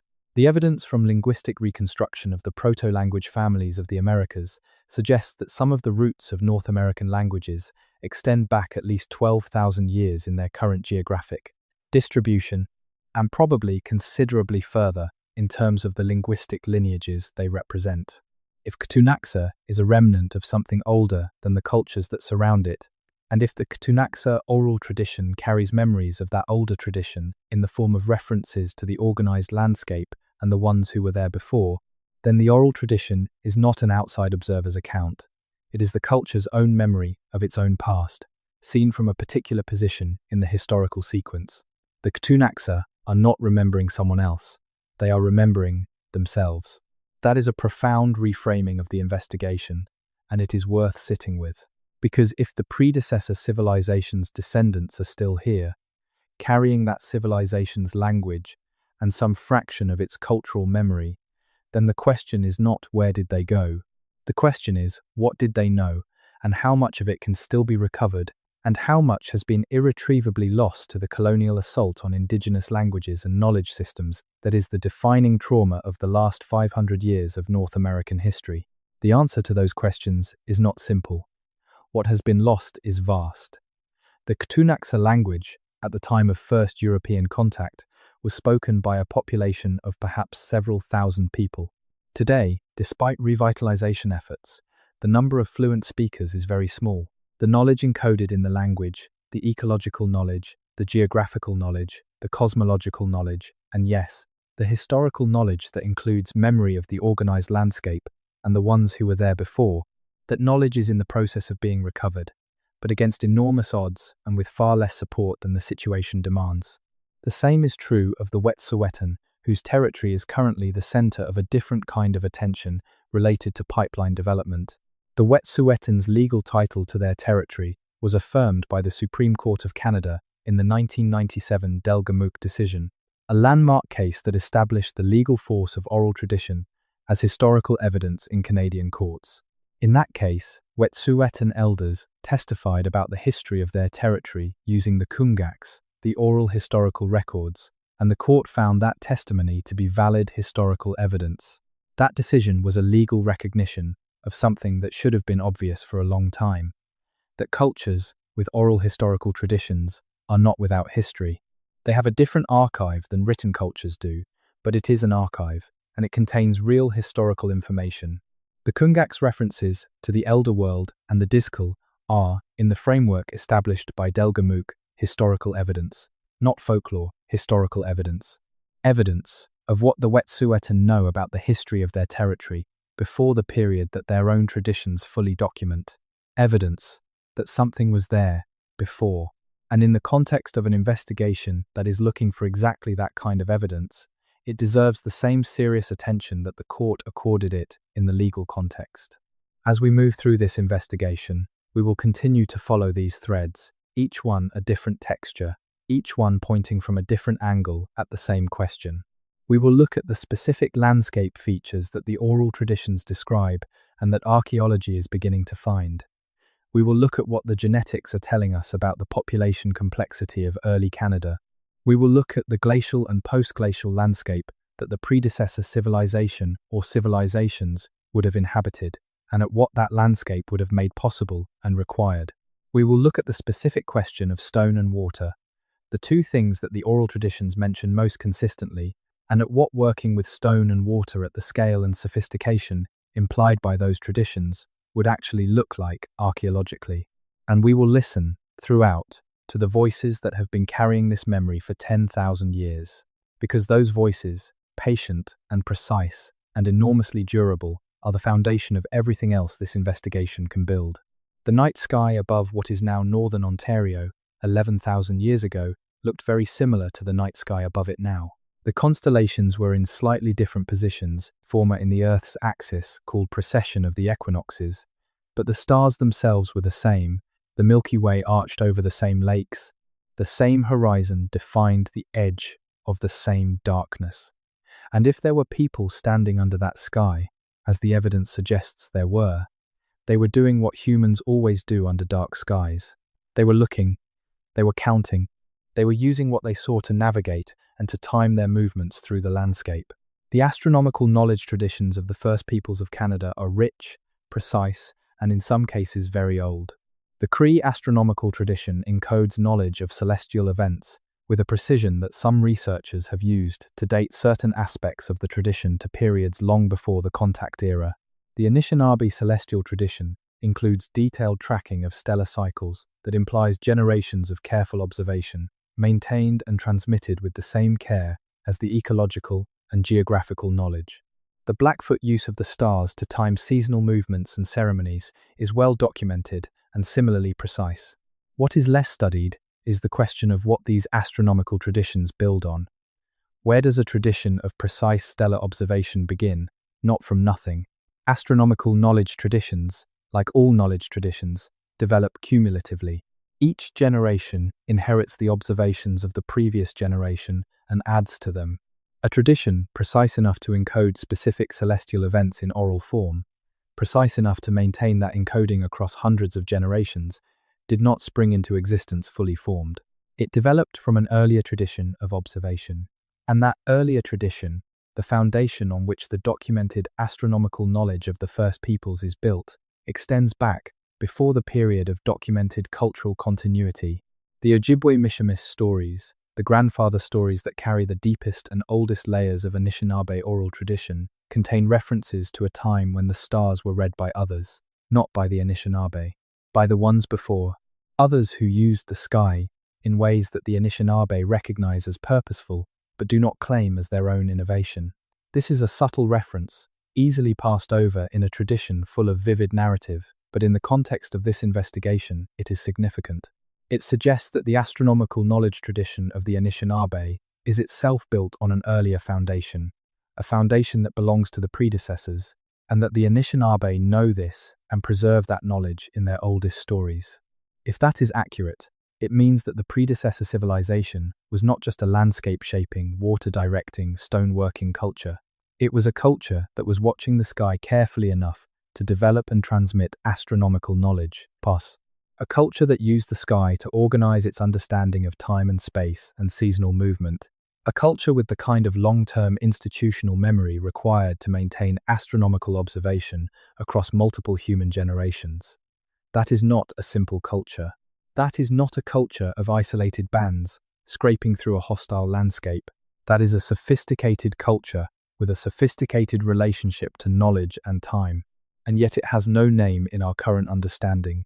It has no place in the current archaeological sequence. It exists only in the oral traditions of the cultures that came after it, in the substrate traces of languages that may have replaced its own, in the landscape features that archaeology is beginning to find, and in the genetic record that is beginning to be complex enough to hint at its presence. The question of what to call it, if anything, is a question worth sitting with. The temptation in this kind of investigation is to name things, to give the predecessor a name that makes it feel more concrete, more graspable, more real.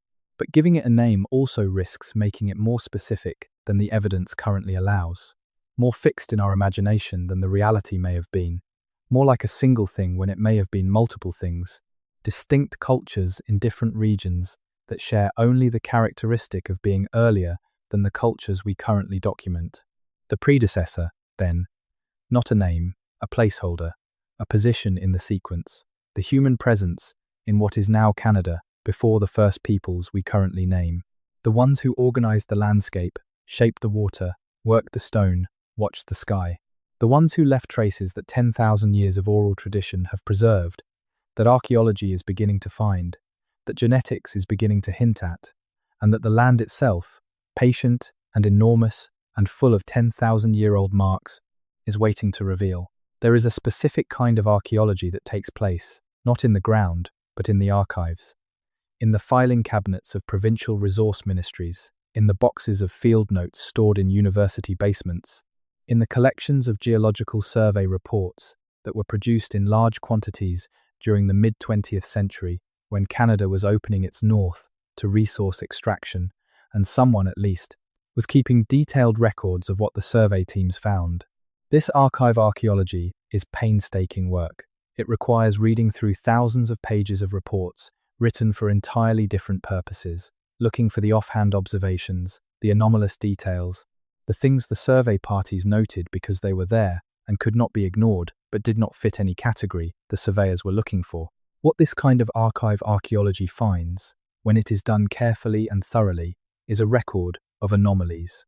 A persistent, geographically distributed record of features that experienced fieldworkers noted as unusual, attributed to the most convenient available explanation, and moved on from. Because moving on was what the work required. The geological surveys were not there to study archaeology.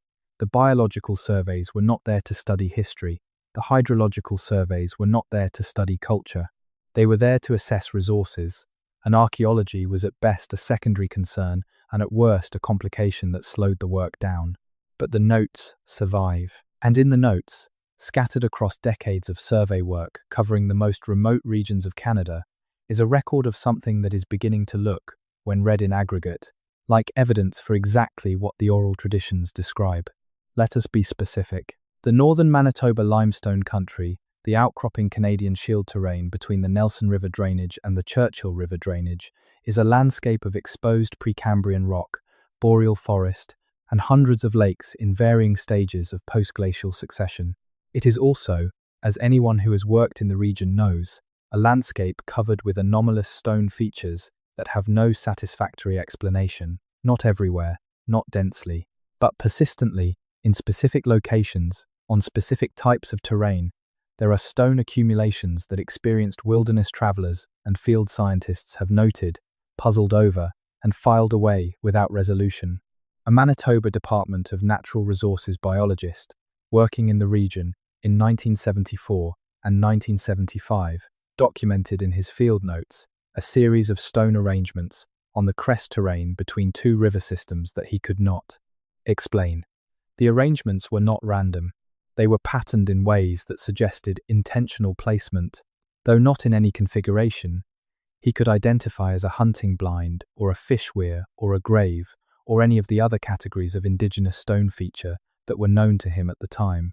He photographed them, described them in detail, noted the GPS coordinates of each one, and attached the photographs to his field report. The report went into the departmental archive. Nobody followed up. Those photographs and those coordinates are still in that archive. They are accessible, in principle, to any researcher who knows to look for them. But knowing to look for them requires knowing they exist, which requires reading through thousands of pages of biologist field notes looking for archaeology, which requires someone to decide that is a worthwhile use of research time, which requires someone to fund that decision. The chain of necessity is long, and each link depends on the previous one, and the whole chain is not yet complete. The Yukon River and its tributaries in the Yukon Territory represent a different dimension of the investigation. The Yukon drainage is one of the longest river systems in North America, and it runs through a landscape that was mostly ice-free during the last glacial maximum.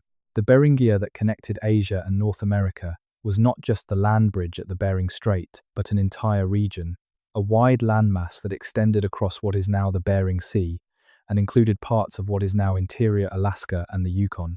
People had been in Beringia for as long as 25,000 years, before the glacial maximum ended, according to current evidence.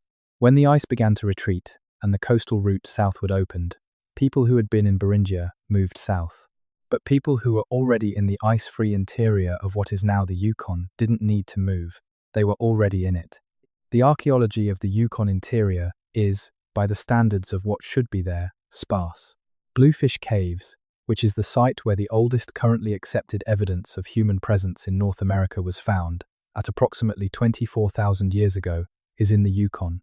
And yet the sites that should follow from that initial presence, the sites that should document what the people of the Yukon interior were doing for the 20,000 years between Bluefish Caves and the beginning of the archaeological sequence that is relatively well documented, are largely missing. Not because they don't exist, because they haven't been found. The Yukon interior is large, it is remote, and it is covered by permafrost-active ground that both preserves and hides organic material. The Dene oral tradition of the Yukon, specifically the oral traditions of the Kaska, Tutchone, and Southern Tutchone peoples who occupy the interior Yukon drainage, contains references to landscape features on high river terraces that are described as very old structures. Not hunting structures, not habitation structures of a type recognized in current Dene cultural practice, something else. These terraces, particularly in the Yukon Plateau country between the Alaska Highway and the Pelly River watershed, have not been systematically surveyed. What survey work has been done in the region has focused on the larger river valleys and the known fish camp sites.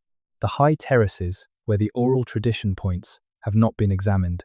The Graham Island interior on Haida Gwaii presents a particularly interesting case because of the island's geological history as a glacial refugium. Graham Island, the northern and larger of the two main islands of Haida Gwaii, was not fully glaciated during the last glacial maximum.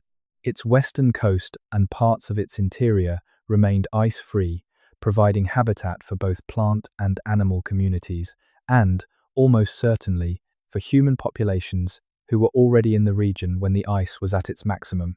The archaeology of the Graham Island interior is limited by the density of the temperate rainforest, which makes ground survey extremely difficult, and by the depth of organic accumulation, which buries early sites under meters of subsequent vegetation and soil development.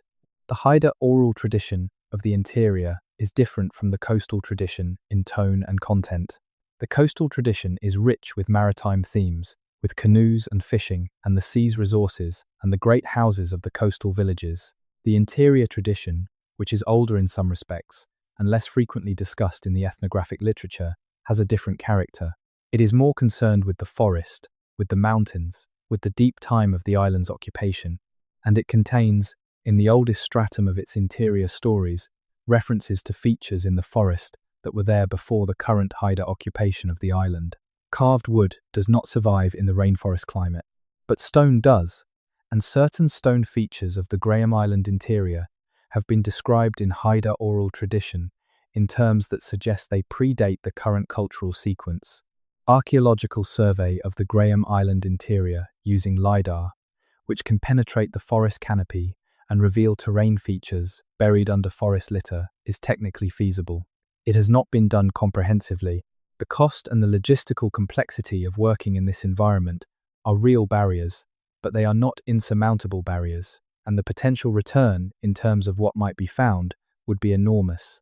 Haida Gwaii, as a glacial refugium, represents one of the most promising locations in Western Canada for finding evidence of a pre-contact human tradition that predates the currently documented cultural sequence. The oral tradition points there. The geology suggests it is possible. The archaeology has not yet followed. Now let us think carefully about water. The oral traditions of multiple First Nations in Canada specifically mention water shaping as one of the things the predecessors did. The Secwepemc speak of people who shaped the water before them. The Nisga'a speak of carved stone water channels. The Atikamekw speak of people who had a different relationship to the rivers. The Cree speak of worked stone in the tidal zone. Water shaping, in the pre-agricultural context of early post-glacial Canada, means something specific. It means modifying the landscape to direct, channel, concentrate, or control water flow for purposes related to food production, transportation, or some other utilitarian need. The most obvious water-shaping activity in the cultural traditions of the First Peoples of Canada is fish weirs and stone fish traps. Stone fish traps, which are V-shaped or funnel-shaped stone constructions in river shallows that trap fish on the falling tide or in low water conditions, are documented across a wide range of First Nations cultures and represent a sophisticated understanding of fish behavior and hydrodynamics. Some of the stone fish trap systems of the Pacific coast are enormous, covering acres of river flat and tidal zone, and clearly represent the investment of sustained organized labor over extended periods. The oldest securely dated stone fish trap systems on the Pacific coast are around 5,000 years old. But the technology itself, the principle of using stone arrangements to trap fish, is far simpler and more widely available than the large formal systems, and it could have been practiced for much longer by populations that did not leave large visible traces. And the oral traditions specifically distinguish between the fish trap traditions that the First Peoples know as their own and the water shaping practices of the predecessors, which means the water shaping the oral traditions describe is something different from the known fish trap traditions, something that the First Peoples encountered already in the landscape, something made by others. What could that be? There are a few possibilities that the landscape archaeology supports. One is the modification of river channels by the selective placement of stone to redirect current, to create backwaters where fish concentrate, to slow erosion on certain banks, or to maintain the navigability of certain channels at low water. This kind of subtle channel modification would leave traces that are genuinely difficult to distinguish from natural fluvial processes. A stone placement that looks natural from one angle looks clearly intentional from another. The difference between a naturally fallen rock and a deliberately placed rock is sometimes obvious and sometimes very much not, depending on the geological context and the observer's familiarity with the local geology. A second possibility is the modification of lake outflows. Many of the lakes of the Canadian Shield have outflow points, usually narrows or shallow rocky channels, that could be modified by relatively small amounts of stonework to raise or lower the lake level, to concentrate fish at the outflow point, or to redirect water between drainage systems. Modifying a lake outflow can change the hydrology of a large area of landscape with a relatively small investment of labor if you know what you are doing and you have good stone available. There is nothing about this kind of modification that requires an agricultural or complex civilization. It requires knowledge, patience, and the ability to observe hydraulic processes over time. The third and most intriguing possibility is the modification of drainage networks at the watershed scale. This is the kind of water shaping that the Secwepemc oral tradition specifically points at, the shaping of the water in ways that affected the whole drainage system. At watershed scale, water shaping requires sustained collective effort over multiple generations, because watershed scale modifications take time to take effect and require maintenance to persist. They also leave traces that, at landscape scale, could be visible in the pattern of drainage networks rather than in any specific site. The emerging field of landscape archaeology, which uses remote sensing and terrain analysis to look at the landscape as a whole rather than at individual sites, is beginning to be able to identify these kinds of watershed-scale modifications in ancient landscapes. The work that has been done in the Maya lowlands, identifying ancient field and drainage systems at landscape scale using LiDAR, has shown that pre-agricultural peoples were capable of modifying the landscape at exactly this scale. The question is whether similar work, applied to the specific landscapes that the oral traditions point at in Canada, would reveal similar modifications. The answer, based on what we currently know and what the technology can currently detect, is that we don't know, because we haven't fully tried. Comprehensive LiDAR survey of the Fraser watershed and its major tributaries, combined with careful interpretation guided by the oral tradition references to water shaping before the Secwepemc, has not been done. It is technically feasible, it would be expensive and time-consuming, but the potential to find evidence of exactly what the oral traditions describe makes it a research priority that deserves serious funding and institutional support. Now consider the genetic investigation from a different angle. The ancient DNA research that is currently transforming our understanding of North American prehistory has not yet been applied comprehensively to the question this investigation is asking. Most of the ancient DNA work in Canada has been focused on documenting the genetic ancestry of known archaeological cultures, the Shield Archaic, the Maritime Archaic, the various Plains cultural traditions, the Arctic traditions from pre-Dorset through Thule.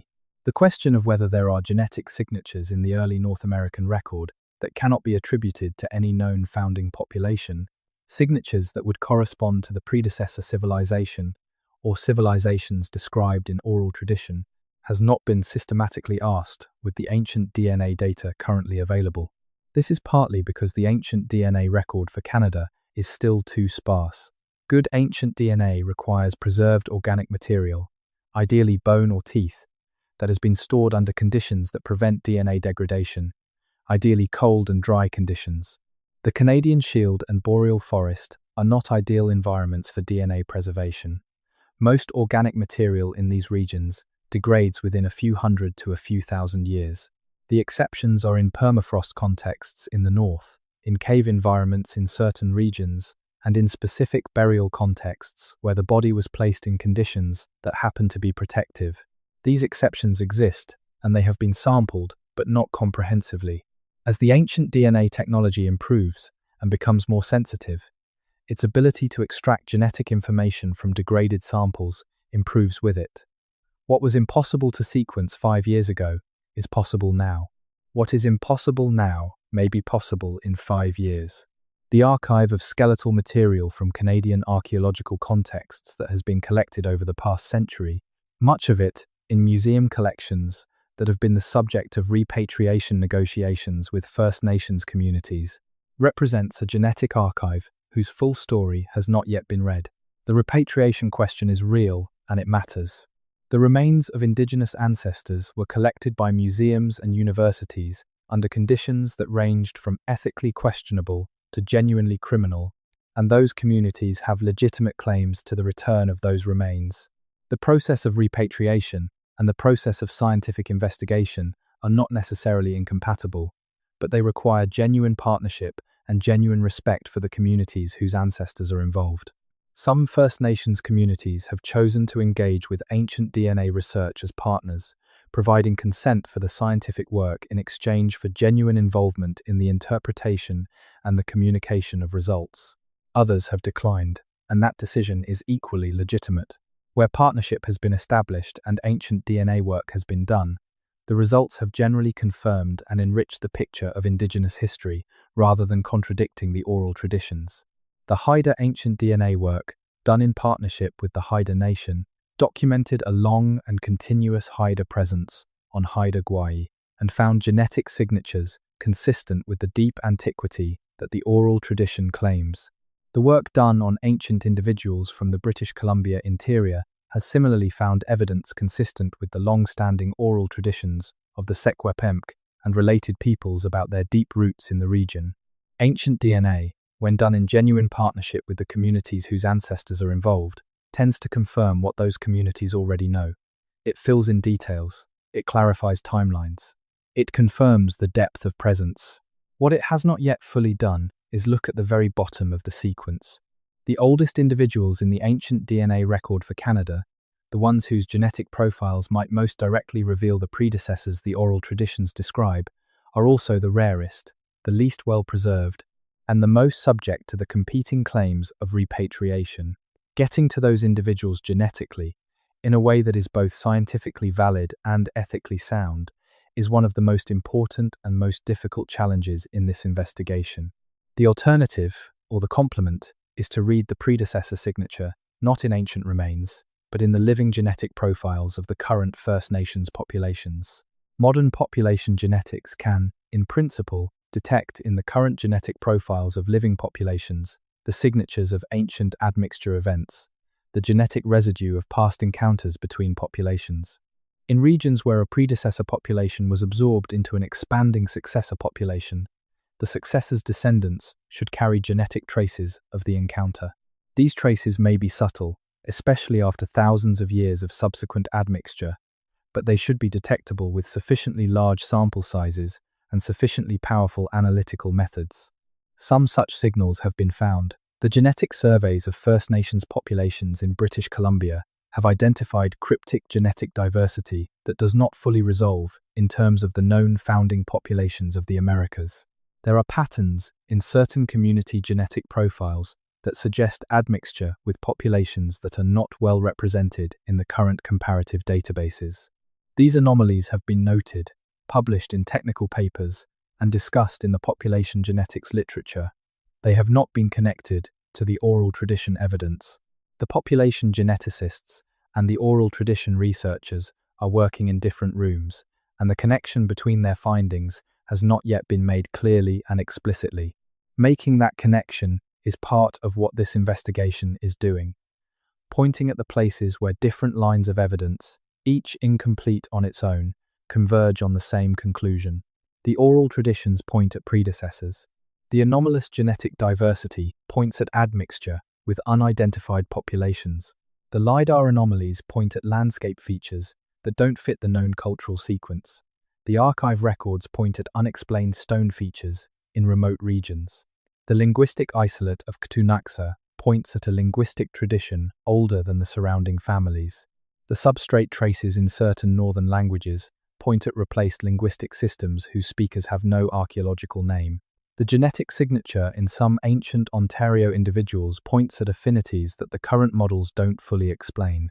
Every single one of these lines of evidence is pointing in the same direction, at something that was here, at something that organized this enormous landscape, that had sophisticated relationships to water and stone and sky, that persisted long enough to leave traces in the genetic and cultural and linguistic and physical record of a continent. And that is not yet in our history books, not in our curricula, not in the story we tell about the deep human past of Canada. Why not? Because the story is not yet finished. Because the evidence is accumulating, but not yet assembled. Because the research frameworks that would allow the evidence to be assembled have been slow to develop. Because the tools required to assemble it have only recently become available. Because the partnerships required to do this work in an ethical and culturally appropriate way are only now reaching the maturity that such difficult research demands. The story is not finished, but it is being told, in the mouths of elders, in the pages of field notes in provincial archives, in the anomalous readings of LiDAR surveys, in the unexpected results of ancient DNA analyses, in the structural peculiarities of languages that shouldn't be as different as they are from everything around them, in the tidal zone of Hudson Bay, where worked stone sits in the shallows and nobody is counting or measuring or dating it yet. The story is being told, and the people who have been telling it the longest, the First Peoples of Canada and their 10,000-year archive of oral tradition, are finally beginning to be heard as the knowledgeable historians they are, rather than the legends tellers they have been dismissed as. That shift in listening, more than anything, is what will allow this investigation to move forward. Let us turn to the specific question of the Churchill River system in more detail, because it represents one of the clearest cases of the pattern this investigation is describing. The Churchill River, which was called the English River in the fur trade era, and which drains a watershed of approximately 300,000 square kilometers across northern Saskatchewan and Manitoba, was one of the primary transportation routes of the fur trade, precisely because it had been a primary transportation route for thousands of years before the fur trade. Canoe routes don't get discovered by Europeans. They get learned from the people who already know them. The Churchill River's utility as a travel route means it has been used by human beings for as long as human beings have been in the region. The archaeology along the Churchill River is extensive relative to many northern Canadian systems, precisely because the fur trade presence created a record and drew researchers to the region. What the archaeology shows is a long and continuous human use of the river, going back to approximately 8,000 years ago in the current evidence, with cultural traditions that include the Shield Archaic and its successors, the various Cree and Dene traditions of the historical period, and a complex pattern of cultural interaction and exchange over the full documented period. What the archaeology does not show, because it has not been looked for systematically, is what was here before 8,000 years ago. The Churchill River watershed was becoming ice-free from the south, between approximately 10,000 and 8,000 years ago. There was a brief period, roughly 9,000 to 8,000 years ago, when the landscape was newly opened, when the glacial Lake Agassiz to the south was draining, and the landscape around the Churchill was in rapid transition, when a human population that had been in the region before the ice retreated might have moved into the watershed from a refugium on its margins. The window between the initial landscape opening and the beginning of the currently documented cultural sequence is not long, maybe 1,000 years. But 1,000 years is long enough for a culture to establish itself, and the oral traditions of the Cree and Dene peoples of the region are consistent with the idea that when their ancestors arrived in the Churchill watershed, they found traces of previous occupation. The Cree oral tradition of the western Hudson Bay coast includes stories about the old ones who worked the stone shore, people who were on the coast before the Cree arrived in their current form, and who left stone features in the tidal zone. These features, described with enough specificity to suggest direct observation rather than literary invention, include what sound like low stone walls running parallel to the shoreline and stone arrangements that concentrate fish in tidal pools. They are described as very old. They are described as not Cree. They are described as still there, partially visible at low tide. The Hudson Bay coast south of Churchill, in the region known as the Weenusk and Winnisk areas of what is now northern Ontario, has one of the lowest population densities in southern Canada and has been almost entirely unsurveyed archaeologically. What survey work exists is from the 1960s and 1970s, was restricted to obvious surface features, and found evidence of Cree occupation going back several hundred years. What was not found because it was not looked for, was what is described in the Cree oral tradition as being there in the tidal zone. A comprehensive tidal zone survey of the western Hudson Bay coast, from Churchill to the Ontario border, using bathymetric survey, drone imagery, and ground survey at spring low tides, would be capable of finding these features if they exist. The technology for this survey is available. The survey has not been done. The James Bay coast presents a slightly different but parallel situation. James Bay, the southern extension of Hudson Bay, has a coastline that has been considerably modified by the hydroelectric projects of the James Bay Complex, the largest hydroelectric development in Canadian history. The La Grande Complex, the East Main Complex, the Opinaka Reservoir, together they have flooded an area of Cree and Inuit traditional territory larger than many European countries, and they have done so with an archaeological survey process that was, by the standards of what was being flooded, grossly inadequate. What was under those waters, and what the Cree and Inuit oral traditions described as having been on that land, is now inaccessible. The Cree communities most directly affected by the James Bay project, the communities of Chisasibi, Watmagustui, Wemingee, East Main, and others, negotiated the James Bay and Northern Quebec Agreement of 1975, which provided some compensation for the territories that were flooded, but did not include comprehensive archaeological survey of what was being destroyed. The archaeological record of the James Bay interior, the record of what was there before the floods, is fragmentary and incomplete. It is adequate enough to tell us that people have been there for a long time.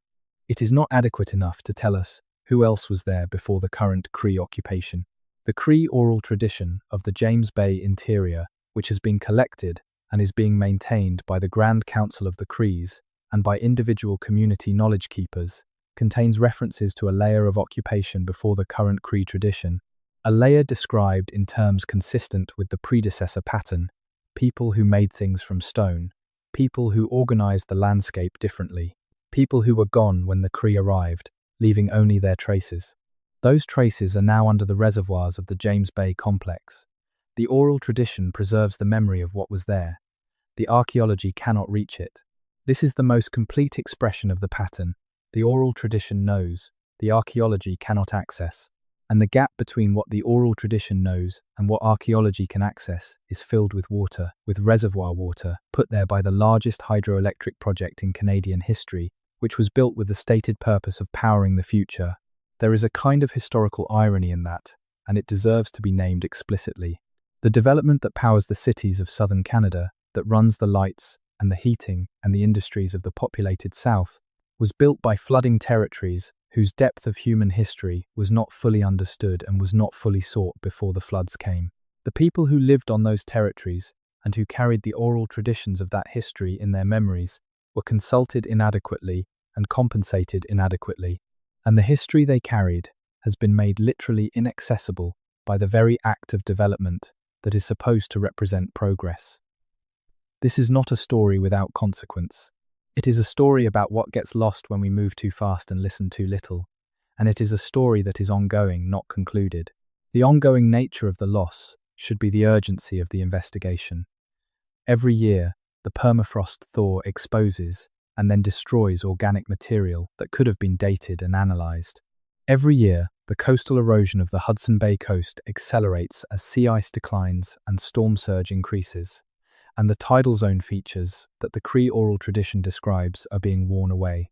Every year, the elders who carry the oldest oral traditions in their memory get older, and the intergenerational transmission of those traditions to young people who are themselves navigating multiple cultural pressures is not always successful.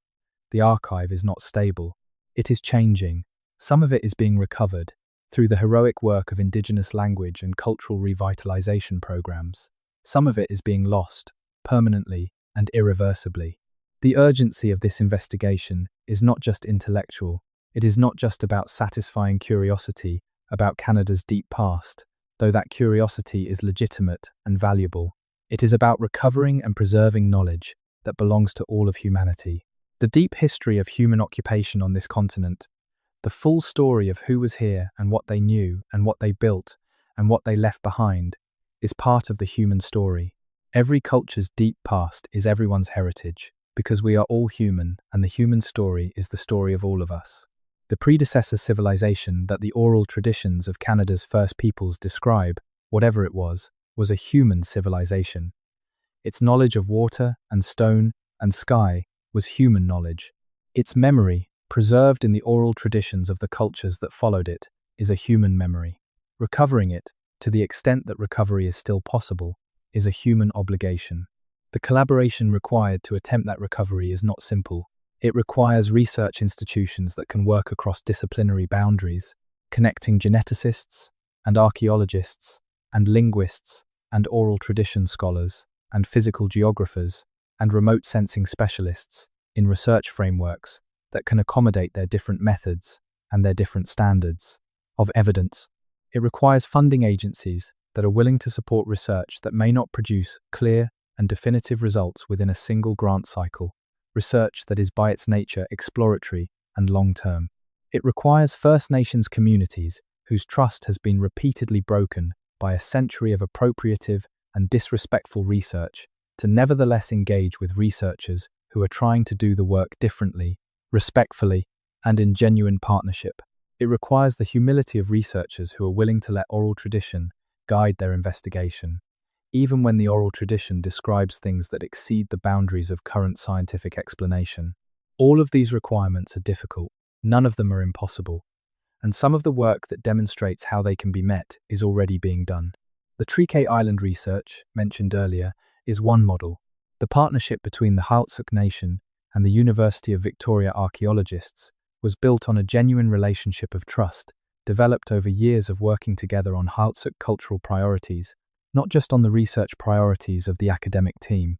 The Heiltsuk guided the investigation to Treaty Island because it was significant in their oral tradition, and the archaeological team took that guidance seriously and followed it. The result was a discovery that transformed the understanding of early North American coastal occupation and confirmed the depth of Indigenous oral historical knowledge in a way that made headlines globally. What would happen if a similar model of partnership were applied to the specific question of the predecessors? If a research collaboration were established, co-designed by the First Nations communities, whose oral traditions point at the predecessors, and by the academic researchers, whose methods can investigate what the oral traditions describe, and if that collaboration were given the funding and the time it needed to follow the evidence wherever it leads, the potential results are significant enough that the question should be urgent. The specific oral tradition references that this investigation has been discussing provide a research agenda that is more focused than the general question of Canada's deep past. The Ktunaxa references to the organized landscape suggest specific geographic zones within the Ktunaxa traditional territory where landscape-scale analysis, including LiDAR survey and targeted ground survey, might find what the oral tradition describes. The Secwepemc references to water shaping suggest specific river systems within the Secwepemc watershed where hydrological analysis and underwater or riparian archaeology might find modified features. The Niska'a references to carved stone water channels suggest specific investigation in the Nass River Valley, in partnership with the Niska'a Nation, that might locate what the Adawak describes. The Cree references to the Stone Shore suggest systematic tidal zone survey of the western Hudson Bay coast. The Dene references to the builders on the tundra suggest specific survey of high terrain in the Dene traditional territory, where the grandmother stories locate those builders. This is a research agenda. It is not speculative. It is derived directly from the oral tradition evidence, which is itself the most durable and most detailed archive of the deep past that Canada currently has. Following that agenda, with the methods and the partnerships that the work requires, would produce results. Not necessarily the results expected, not necessarily clean and simple results, but results that would advance the understanding of Canada's deep human history in ways that the current research trajectory, which largely ignores the oral tradition evidence, cannot approach. The landscape itself is a participant in this investigation, and it deserves to be heard on its own terms. The Canadian landscape that exists today is not the same landscape that the predecessor civilization or civilizations inhabited. The changes have been enormous, and they have worked in both directions. Some things that were above ground then are now below water or below meters of accumulated soil, or under the cities and farms and roads of the colonial period. And some things that were below water then are now above it, exposed by isostatic rebound as the land has slowly risen in response to the removal of the glacial ice load. The isostatic rebound of the Hudson Bay region is particularly relevant. Hudson Bay is still 11,000 years after the last major glacial retreat, slowly rising as the land rebounds from the weight of the Laurentide ice sheet. The rebound rate varies by location, but in some parts of the Hudson Bay coast, it is several millimeters per year, which adds up to several meters per century, which adds up to very significant elevation changes over the thousands of years since the glacial retreat. What this means for this investigation is that features of the early post-glacial landscape around Hudson Bay that were then at sea level or slightly above are now elevated above the current shoreline, potentially accessible and visible as terrace features on the rebounding coast. The Churchill region's raised beach terraces, which are sequences of old shorelines that have been elevated by isostatic rebound and are visible as horizontal banding on the landscape, have been studied by geologists for what they tell us about the history of ice retreat and sea level change. They have not been surveyed for archaeological features with anything like the comprehensiveness that their potential warrants. The terraces represent a sequential record of past shorelines, and if people were living on those shorelines, there should be archaeological evidence on the terraces. The evidence, if it exists, is there. It is waiting to be found. The Graham Island situation has an analogue here as well. The coastal sites of Haida Gwaii that are now above sea level represent past habitation surfaces that have been raised by tectonic processes specific to the Pacific coast. The excavation of these raised beach sites has produced some of the oldest archaeological evidence in British Columbia. But the sites below current sea level, the sites that were habitable during the period of lower sea level at the height of the last glaciation, are inaccessible to conventional archaeology. They are underwater, typically at depths of between 20 and 60 meters off the current coast, and they require underwater archaeology, which is expensive and technically challenging to investigate. The BC Underwater Archaeology Program, which has been operating in a limited capacity for several decades, has documented a small number of submerged cultural features off the BC coast. What it has not been able to do, for lack of resources, is survey the full extent of the submerged landscape off Haida Gwaii and the other potentially significant areas of the BC coast. The technology for this survey, which includes side-scan sonar, multi-beam bathymetry, and ROV-based ground truthing, is available. The program to conduct it at the scale the question demands has not been funded. This pattern of available technology, limited funding, vast potential returns, repeats across every dimension of this investigation. We have the tools. We have the oral tradition guidance telling us where to direct them. We have the beginning of the research partnerships that would make using them in a culturally appropriate way possible. What we lack is the collective decision that this is important enough to fund and pursue systematically. The reason it matters, beyond the intellectual fascination of a great historical mystery, connects to something that is very much present tense. The oral traditions of Canada's First Peoples are not just historical archives, they are living knowledge systems, currently maintained by living communities, and the question of what those traditions know about the deep past is also a question of how those traditions function and what they preserve and how they should be treated. Treating them seriously as historical sources and following their guidance to actual archaeological investigation is not just good research practice. It is also an act of respect that has real significance for the communities who carry those traditions. The last 50 years of Canadian history have been, among other things, a history of a slowly increasing recognition of the depth and validity of Indigenous knowledge systems. The Truth and Reconciliation Commission's calls to action, the United Nations Declaration on the Rights of Indigenous Peoples, the Supreme Court's jurisprudence on Indigenous rights and title, all of these represent movements toward a relationship between Canada and its First Nations that is more honest, more respectful, and more genuinely interested in what Indigenous communities know. The question of the predecessor civilization is a place where that movement can produce something concrete, where taking the oral traditions seriously, following their guidance, and doing the research they point toward can yield historical knowledge that benefits everyone and demonstrates, in practice, what respectful engagement with Indigenous knowledge systems can accomplish. This is not a small thing. This is the kind of work that can change a discipline, change a national narrative, and change the way a country understands its own past. Canada's official historical narrative begins with the arrival of Europeans, acknowledges the existence of First Nations as the prior occupants, and then proceeds into the European story. The First Nations' own deep history, extending back 10,000 years and more, is mentioned as a preamble and then largely set aside. And the question of what was here before the current First Nations, the question that the oral traditions themselves raise, is not in the narrative at all. It is not a chapter. It is not even a footnote. Making it a chapter requires the research. The research requires the partnerships. The partnerships require the respect. The respect requires the willingness to listen to what the oral traditions are saying and to take it seriously enough to follow it. All of that is possible. None of it is guaranteed.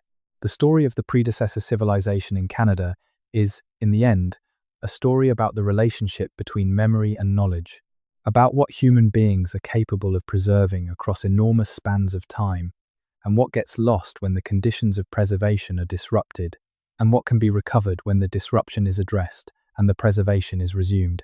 The First Peoples of Canada have been preserving something for 10,000 years. They have been preserving the memory of a world that preceded theirs, imperfectly, incompletely, but persistently and with intention. That preservation represents a feat of cultural continuity that is almost without parallel in the human story. What we are now in a position to do is listen to what has been preserved and follow it and find out what it knows. And to do that with the tools that are available to us now. The tools that could not have been imagined by the grandmothers who first told these stories around fires in the post-glacial dark. The tools of ancient DNA and LiDAR and multi-beam sonar and ancient linguistic reconstruction. Tools that can read in the landscape and in the genome and in the acoustic profile of the ocean floor. The same story that the oral traditions have been telling in words. The story is not finished, but it is further along than it has been at any point in the last 500 years. And the direction it is going is toward the truth, however complex and partial and surprising that truth turns out to be. Let us now examine what is, in this investigation's current state, the most specific and the most archaeologically tractable piece of the puzzle. The tidal zone archaeology of Western Hudson Bay.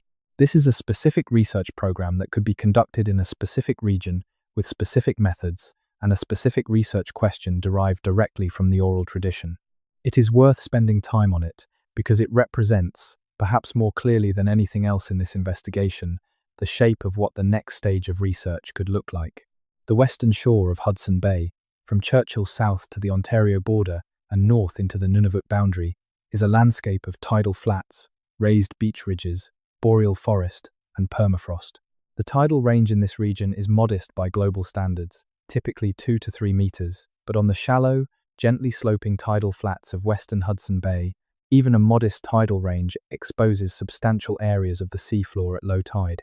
Those areas, at spring low tides, are walkable, inspectable, and photographable. They are the tidal zone that the Cree oral tradition describes as containing features made by the people of the Stone Shore.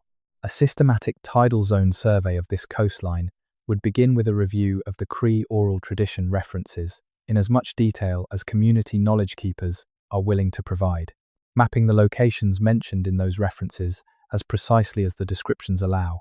It would then proceed to those locations at spring low tide, using drone imagery to get broad coverage and ground survey to investigate specific features.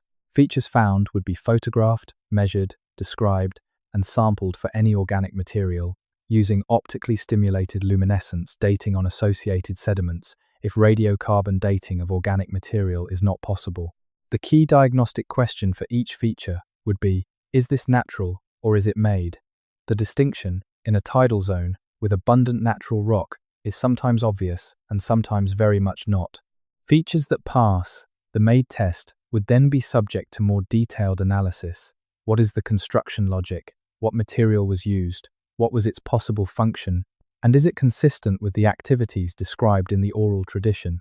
Features that are consistent with fish concentration traps or with water redirection would be particularly significant because they would directly corroborate the oral tradition references to water shaping. This is not a speculative research program. It is a straightforward and technically feasible piece of work. It requires funding, and it requires the partnership of the Cree communities in whose traditional territory it would be conducted, and those communities would need to see it as being in their interests to partner in this way. But there is every reason to believe that the Cree communities would be interested in research that takes their oral traditions seriously and attempts to find physical corroboration for what those traditions describe. The research partnership on this project, if done right, would be a model for the kind of collaborative work that this investigation as a whole requires. The results of such a survey, whatever they were, would be significant. If the features are found and date to the early post-glacial period, they would be direct physical evidence for the predecessor civilization in a context where the oral tradition has led the investigation. If the features are found and date to the historically documented Cree occupation, they would be valuable archaeological data about Cree tidal zone practices that is currently underdocumented. If the features are found and prove to be natural, that is also a result, because it allows the investigation to redirect its attention. And if no features are found at all, that too is a result, though the absence of features at a specific low-tide survey does not preclude their presence at lower tidal exposures or at other locations along the coast. The point is that the research can be done, and it should be done, because the question is important enough to deserve an attempt at an answer. The oral tradition is pointing at something. The landscape may contain evidence of what it is pointing at. The only way to find out is to look. As we move toward the conclusion of this investigation, it is worth stepping back and considering the question that lies underneath all the specific evidence and all the specific research programs. The question of what it means to be the first. In Canadian history and in Canadian culture, there has been an implicit assumption that the First Nations are the first, that they were here when the Europeans arrived and that, prior to that arrival, their history is the history of this land. This is true as far as it goes, but it doesn't go far enough, because the oral traditions of the first peoples themselves tell us that they were not the first in every place, that there was something before them, that the history of this land has more layers than the narrative currently acknowledges. Acknowledging those layers is not a threat to the status of the First Nations as the original peoples of Canada in any legally or morally relevant sense. The First Nations have been here long enough and have been connected to this land deeply enough and have built their cultures and their knowledge systems and their relationships to this territory profoundly enough that the existence of a predecessor civilization does not diminish or complicate their claim to be the original stewards of this land. If anything, it deepens that claim, because the first peoples were here long enough to remember what was here before them. They were here long enough to watch a civilization rise and fall or transform and disappear, and to carry the memory of it across 10,000 years. That is a depth of connection to a landscape that goes beyond any political or legal definition of original occupancy. What acknowledging those layers does do is complicate the already complex story of human history in North America in ways that are intellectually exciting and historically significant. It means that the human presence on this continent is older, denser, more sophisticated, and more varied than the current standard narrative allows. It means that the story of humanity in the Americas is not a story of migration, arrival, settlement, and stasis, but a story of multiple migrations, multiple arrivals, multiple settlements, multiple transformations, and a deep and layered history of cultures rising and falling and being absorbed and being remembered by those who followed. That is a bigger and more interesting story than the one we currently tell. It is also a truer one. Truth in history, even when it is incomplete and partial and uncertain, is better than simplicity. The simplification of the human past into a narrative that fits a particular political or cultural agenda, that says there were no people here before the current First Nations, or that the First Nations are simple, primitive people with no deep historical memory, is not just inaccurate, it is actively harmful. It denies the complexity of the human past.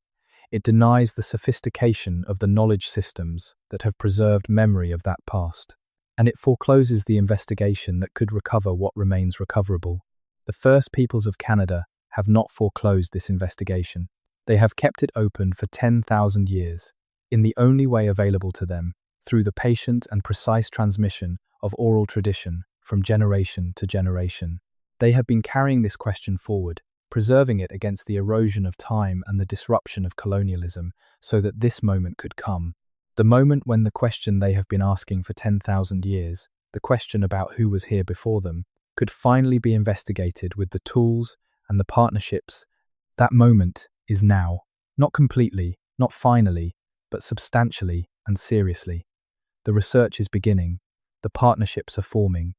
The technology is available. The oral traditions are still being told. The landscape still holds its secrets.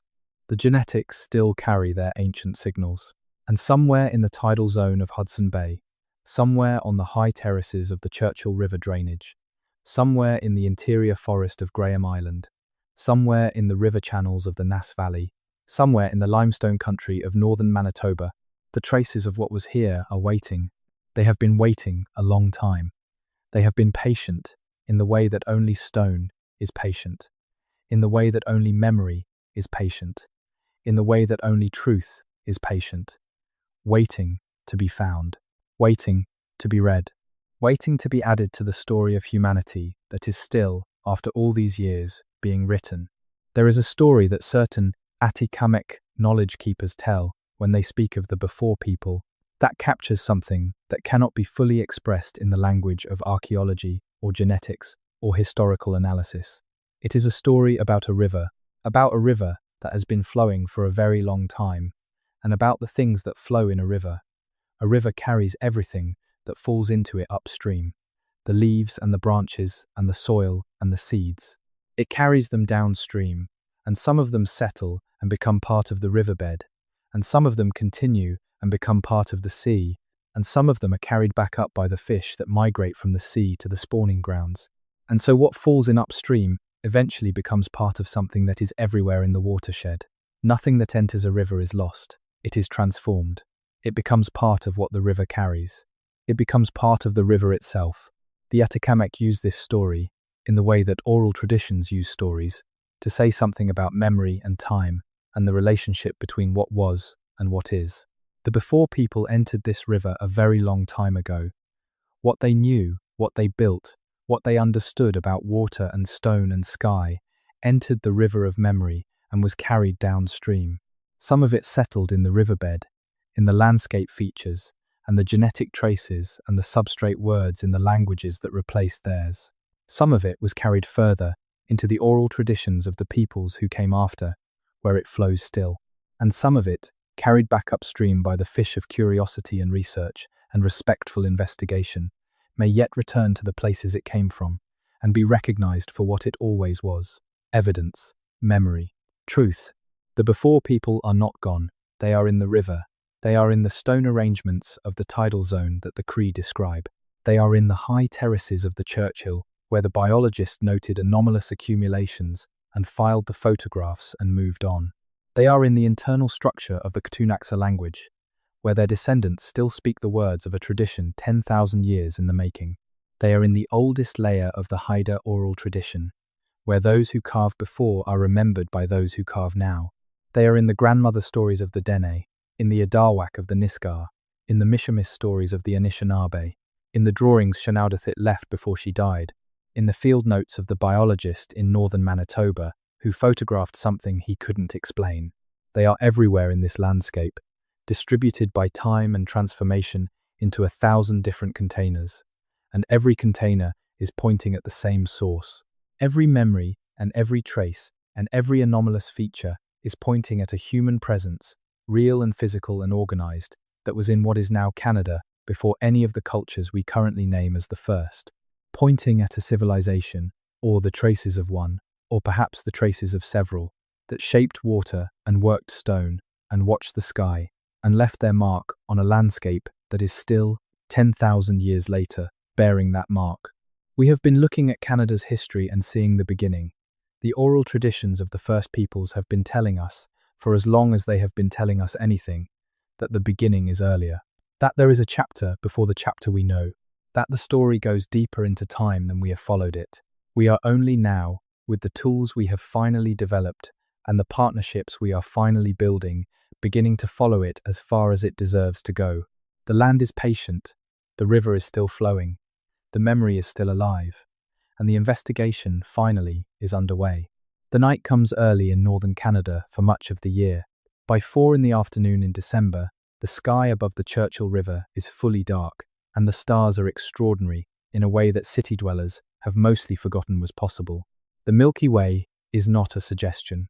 It is a structure, a dense river of light arching from horizon to horizon, and underneath it the landscape is white with snow and silent with cold, and enormous in the way that only truly empty places are enormous.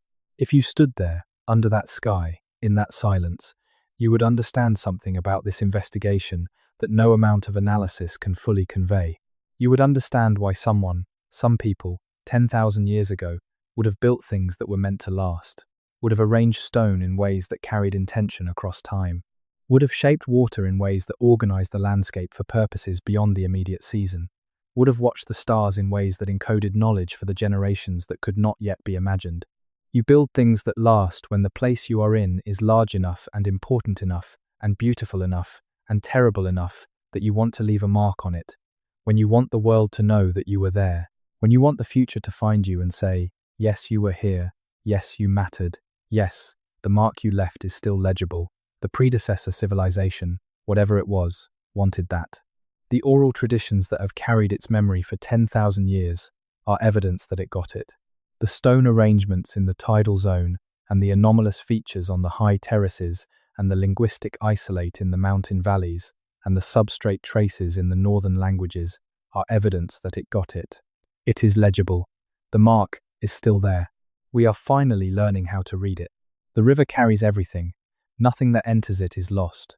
And this story, the story of who was here before the first, is in the river, has always been in the river. We are only now, finally, beginning to listen to what the river is saying. Let that be enough for tonight.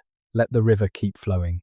Let the night keep covering the Churchill drainage and the tidal flats of Hudson Bay and the high terraces of the limestone country and the interior forest of Graham Island and the volcanic valleys of the Nass and the mountain passes of the Ktunaxa homeland.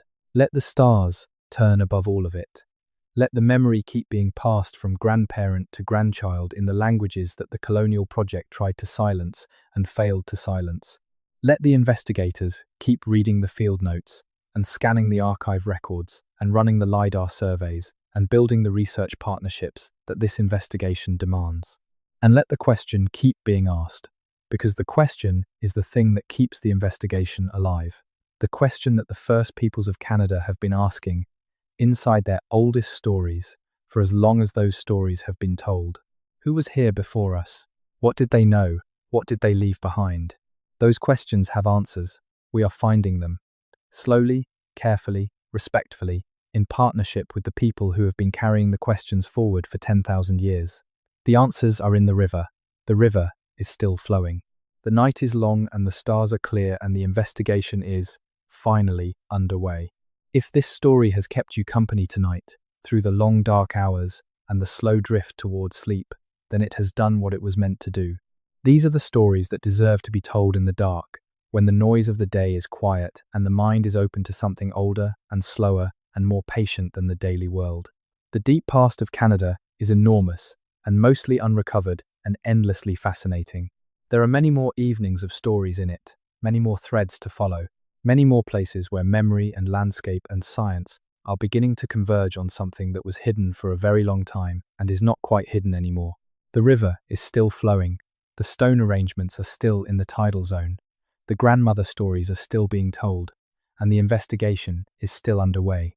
For those who want to be here when the next piece of the story comes through, there is a subscribe button and a comment section where you can tell me where you are right now and what time it is in your part of the world, in your corner of this enormous and endlessly surprising planet. The silence before sleep is a good place to ask old questions. The stars are the same ones. The river is the same river. The story is still being written, and you are part of it, here, in the dark, listening. There is a particular kind of knowing that comes from standing in the right place at the right time. Archaeologists know this. Field researchers know it.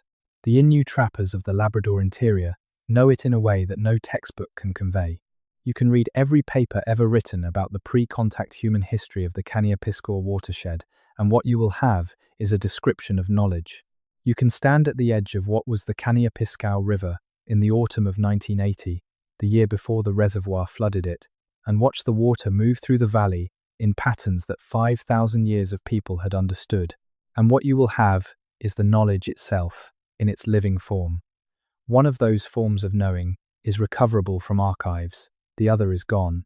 The people who stood at the edge of that river in 1980, who watched it for the last time before it was replaced by a reservoir 40 meters deep, included Innu hunters who had used that valley for generations. They knew things about it that no survey had ever documented and that no report had ever captured. They knew where the fish concentrated in late summer. They knew where the caribou crossed in spring migration. They knew the contours of the river bottom in the places where they had waded it on snowshoes. They knew, in some cases, the landscape features that their grandmothers' grandmothers had described as the old ones' work, features that are now under 40 meters of cold water in a reservoir named for the river it replaced. That knowledge is partially recoverable through the patient work of oral history collection and the willing engagement of the Innu communities who carry it. Parts of it have been collected, parts of it have been archived, parts of it are being actively preserved in language revitalization programs and cultural transmission initiatives, but only parts. The complete knowledge that was in those communities in 1980, the full depth of understanding that 10,000 years of continuous occupation had produced, is not fully recoverable. Some of it went with the river. This is the tragedy that runs through this investigation, like a vein of rock through limestone, always present, always worth acknowledging. Not the tragedy of the unknown predecessor civilization, which is an intellectual puzzle and a historical mystery, and genuinely important to understand. The tragedy of the known loss. The loss of the knowledge that was in living communities, in living memory. The knowledge that would have guided this investigation most directly and most specifically. The knowledge that was in the mouths of elders who died with it unrecorded, because nobody thought to ask them the right questions at the right time. The right questions, in this case, are the questions this investigation has been asking. Not just who was here before the Europeans, but who was here before any of us. What did the landscape look like when the first people arrived in it? What did they find here, and what did they make of what they found? And what did they build, and what did they leave? Those questions are the right questions. They were not asked, for the most part, of the elders who could have answered them most fully.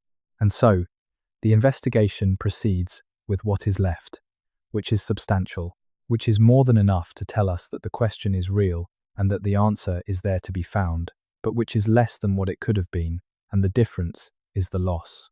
Acknowledging the loss is not defeatism, it is accuracy. The investigation needs to know what it is working with and what it is working without. It needs to know that certain specific knowledge is unrecoverable, that certain specific archives have been destroyed, that certain specific voices are gone. It needs to know that so that it can be appropriately humble about the certainty of its conclusions and appropriately urgent about the preservation of what remains. What remains, as this investigation has documented, is considerable.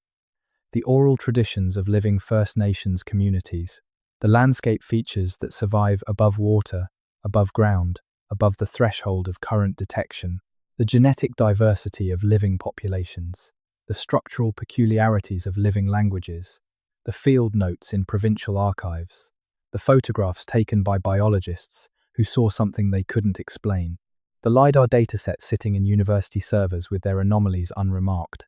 The tidal zone features visible at spring low tides on the Hudson Bay coast, the raised beach terraces of the Churchill River drainage, the interior of Graham Island. These are not nothing. These are, in aggregate, an investigation that is possible. An investigation that could, if given the resources and the partnerships and the time, produce findings that would fundamentally change the understanding of Canada's deep human past. The findings would not be simple. They would not be clean. They would not resolve the questions this investigation has raised into a neat narrative with a beginning and a middle and an end, and a clear identification of the predecessor civilization with a name and a date and a cultural inventory. Deep history does not work that way. The deeper you go into the past, the more fragmentary the evidence becomes, the more partial the picture, the more tentative the conclusions. That is the nature of the thing. It is not a failure of the investigation, it is the character of the domain. But partial and tentative is not the same as nothing. Partial and tentative is still something, and the something that this investigation is converging on the evidence that multiple lines of inquiry are collectively pointing toward, is real and significant and worth pursuing. The predecessor civilization, whatever it was, whoever they were, was real. The oral traditions that remember them are real. The traces they left in the landscape are real. The genetic and linguistic signals they left in the populations that followed them are real. None of this is speculation. All of it is evidence.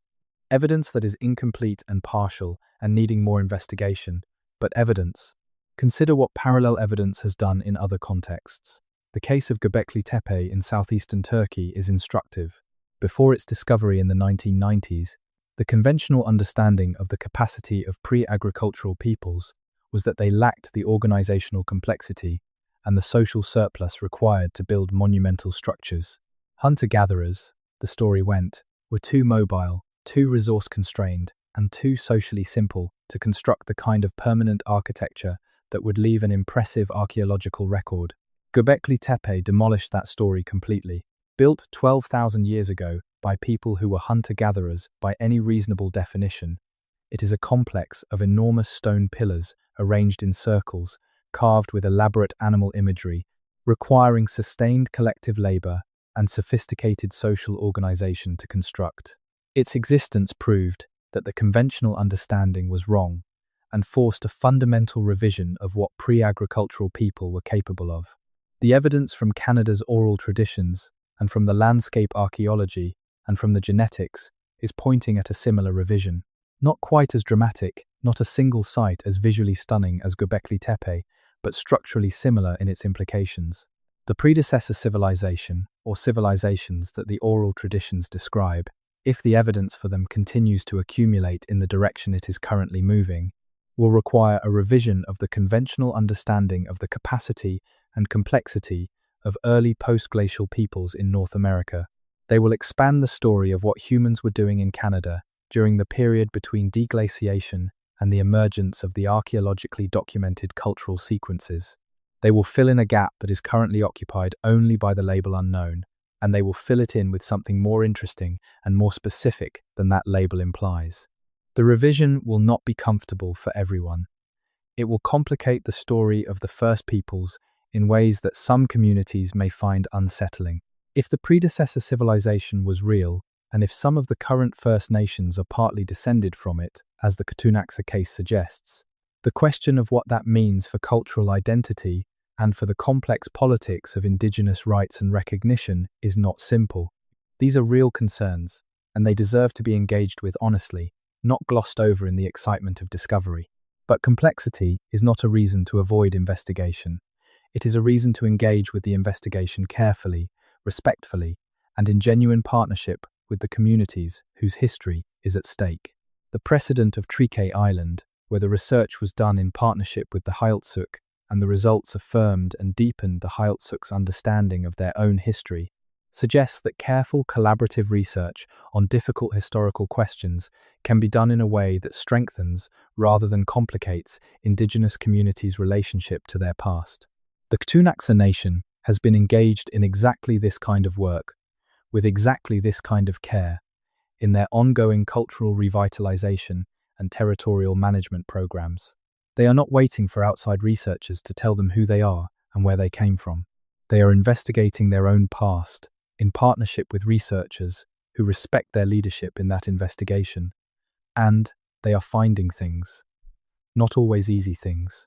Not always things that fit cleanly into existing narratives, but true things, real things. Evidence that the Ktunaxa have a history as deep and as complex and as layered as their extraordinary language suggests. The language is the key in the Ktunaxa case, and it deserves one more careful examination before we move on. A language isolate, as we have discussed, is a language that has no relatives. Basque is the most famous example in Europe. In the Americas, there are several: Haida on the Pacific coast, Zuni in the American Southwest, Kootenai, Ktunaxa in the interior, and a few others, depending on how you classify the evidence. Each of these language isolates represents a living remnant of a linguistic tradition that was once wider, that was present in a broader region, that was associated with a broader population, and that was reduced to its current isolated form by the expansion of surrounding language families. The Haida case is particularly interesting in the context of this investigation because Haida is both a language isolate and the language of a people whose territory was a glacial refugium. The combination of those two facts means that the Haida and their language have been in one place, essentially continuously, for a very long time. Long enough to diverge completely from every surrounding language, family. Long enough to develop, internally, the full richness and complexity of a language that has been in constant use for an enormous span of time. And long enough to encode, in the oldest stratum of the oral literature, memory of a world that preceded the current one in ways that deserve serious historical attention. What would it mean to systematically analyze the oldest stratum of the Haida oral literature, the stratum that knowledge keepers identify as predating the current social structure, using the tools of both oral tradition analysis and historical linguistics? What would it mean to ask, of that oldest stratum, not just what it says about the present Haida culture and its past, but what it says about what came before? What it says about the people who carved before the Haida? What it reveals about the relationship between the Haida and whatever was on Haida Gwaii before the Haida, or before the Haida in their current cultural form. This is a research program that would require the leadership of Haida scholars and the willing engagement of Haida knowledge keepers. It is not something that can or should be done by outside researchers working from published sources. But if it were done, in that spirit of partnership and Haida leadership, it would produce something valuable, not a definitive account of the predecessor, but a careful reading of the oldest layer of an extraordinary cultural archive, an archive that has been demonstrably accurate in its historical references to the extent that we have been able to check it. The reading of that layer might find things. It might find specific references to landscape features, to places, to practices, to people that could guide the next stage of physical investigation. It might find linguistic evidence, encoded in the oldest vocabulary and the oldest narrative structures, of contact with or knowledge of a tradition that is not the Haida tradition as it currently presents itself.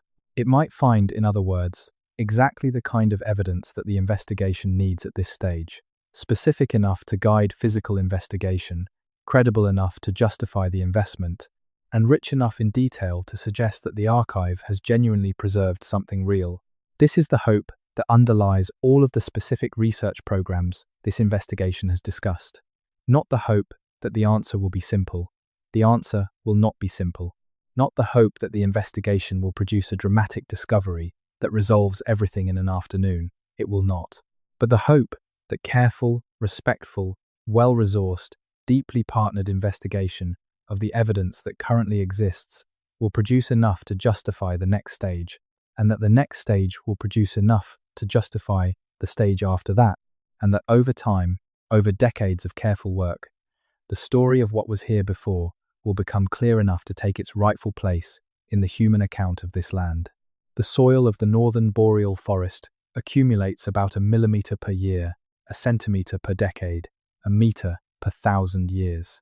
The oldest archaeological sites in the boreal interior, the ones that date to the beginning of human occupation after the glacial retreat, are buried under approximately 1 meter of accumulated organic material. They are below the surface, below the root layer, below the visible landscape, waiting for the excavator's trowel. Every one of those sites that has been excavated has told us something.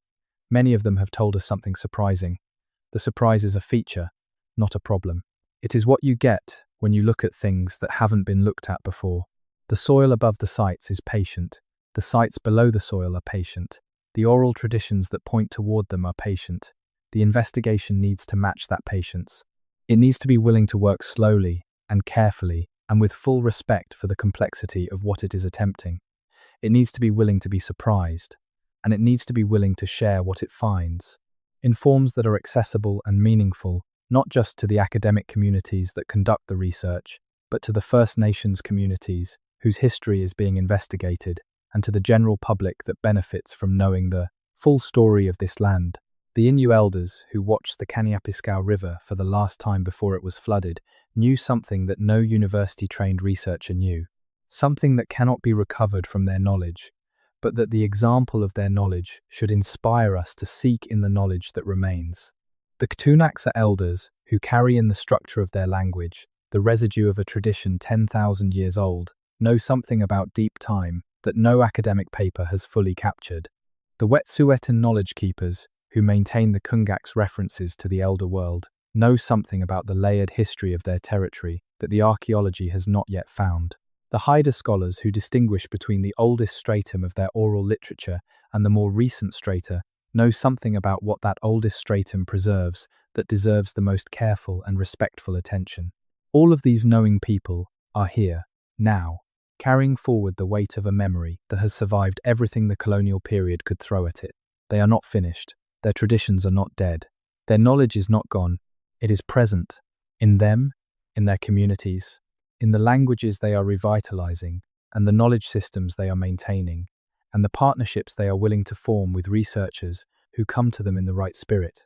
That is the most important thing this investigation can say as it moves toward its conclusion. Not the specific research programs, though those are important. Not the specific evidence, though that is real. Not the specific hypothesis about what the predecessor civilization was, though that hypothesis is worth pursuing.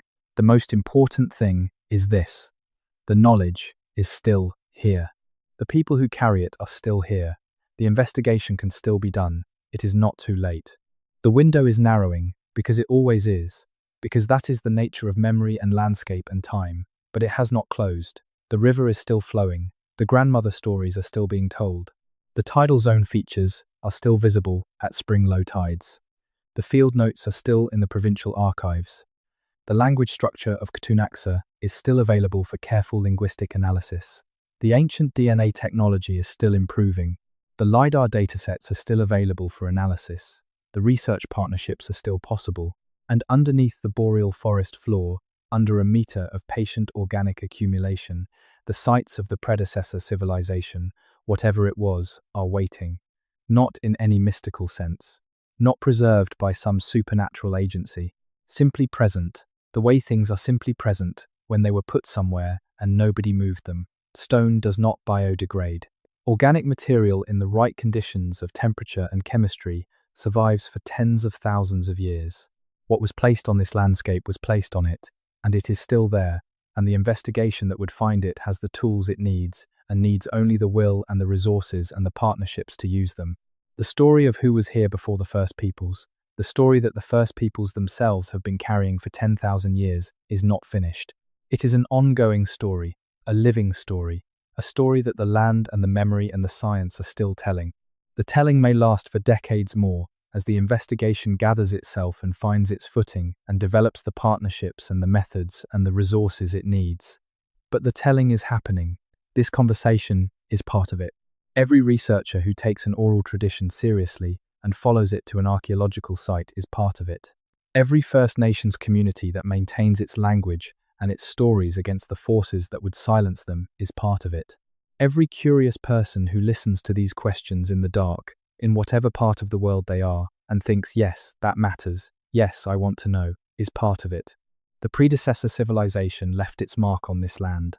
The mark is still there. We are learning to read it. And the reading, when it is finally complete, will add something important and irreplaceable to the human story. Something that the land has been holding in trust for 10,000 years, waiting for us to develop the tools and the respect and the partnerships required to receive it. The night above Canada is very large. The stars are very old. The land beneath them is patient beyond any ordinary measure of patience. And somewhere in that patient land, in the tidal zone and on the high terraces and in the boreal soil and in the structure of a language that shouldn't exist in isolation, the traces of the ones who were here before are waiting to be found, waiting to be known, waiting to be restored to the human story they belong to.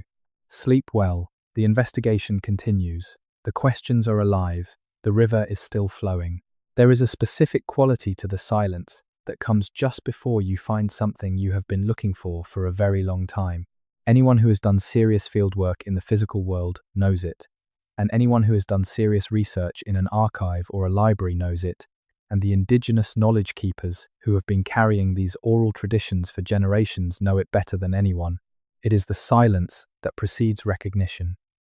The moment when the pattern you have been holding in your mind, the shape of the thing you have been looking for, finally meets its equivalent in the world outside you. The silence just before you say, yes, that is it. This investigation has been moving toward that silence for several hours now, through the oral traditions and the archive records and the genetic evidence and the linguistic puzzles and the specific research programs that all point in the same direction. The silence is not here yet. The recognition is not here yet. The yes has not yet been said, because the evidence is not yet assembled, the research is not yet complete, the partnerships are not yet mature enough to produce the specific findings that would allow the yes to be said with the confidence it deserves. But the silence is getting closer.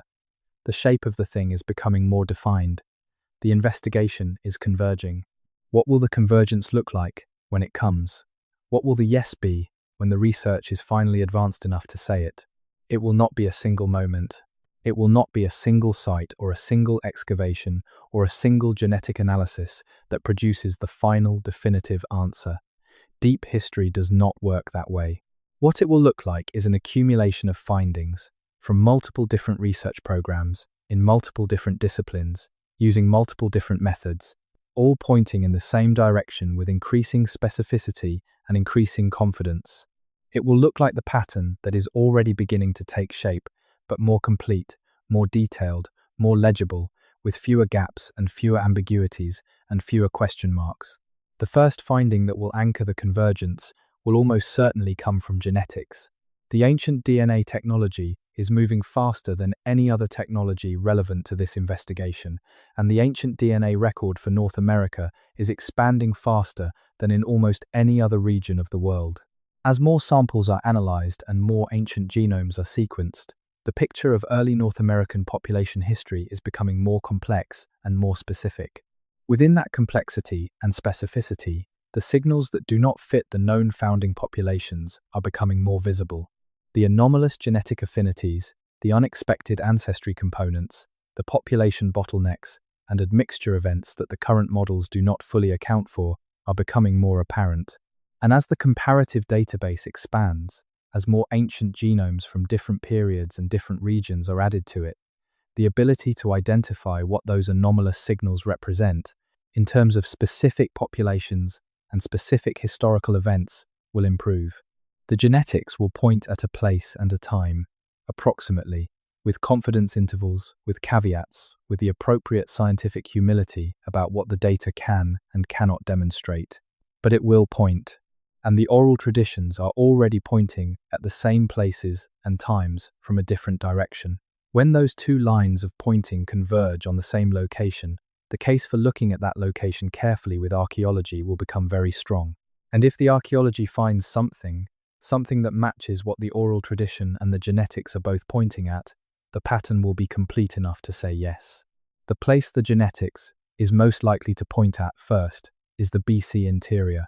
The anomalous diversity already documented in BC First Nations genetic data, combined with the specific oral tradition references from the Ktunaxa, Secwepemc, and Wet'suwet'en, and combined with the landscape anomalies that LiDAR survey is beginning to find in those territories, makes the BC interior the most convergent of the research locations in the current state of the investigation.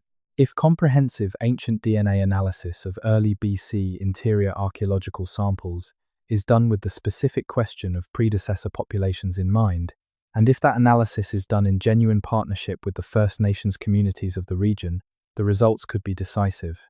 The second major convergence point will be the northwestern Ontario and Manitoba transition zone, the country between Lake Superior and Hudson Bay, which is the territory of the Shield Archaic and its predecessors, and which is also the territory where Cree oral traditions about the Stone Shore people are most specific.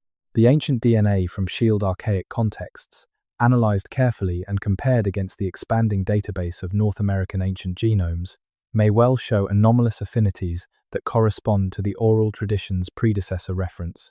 If it does, and if the tidal zone survey on the western Hudson Bay coast finds features consistent with what the oral tradition describes, the Shield Archaic territory becomes the second major convergence point. The third will be the Labrador and Newfoundland region, where the Point Revenge complex anomaly, the Inuit oral tradition of something before the Tuniat, the Beothuk's own predecessor references, and the Labrador coast pre-maritime archaic features all point at the same general period and location.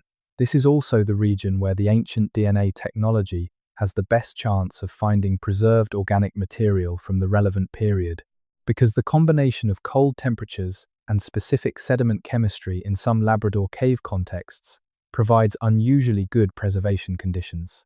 If ancient DNA from Labrador cave contexts produces genetic profiles that do not match the maritime archaic or any other known tradition, the case for a predecessor population in this region will be substantially advanced.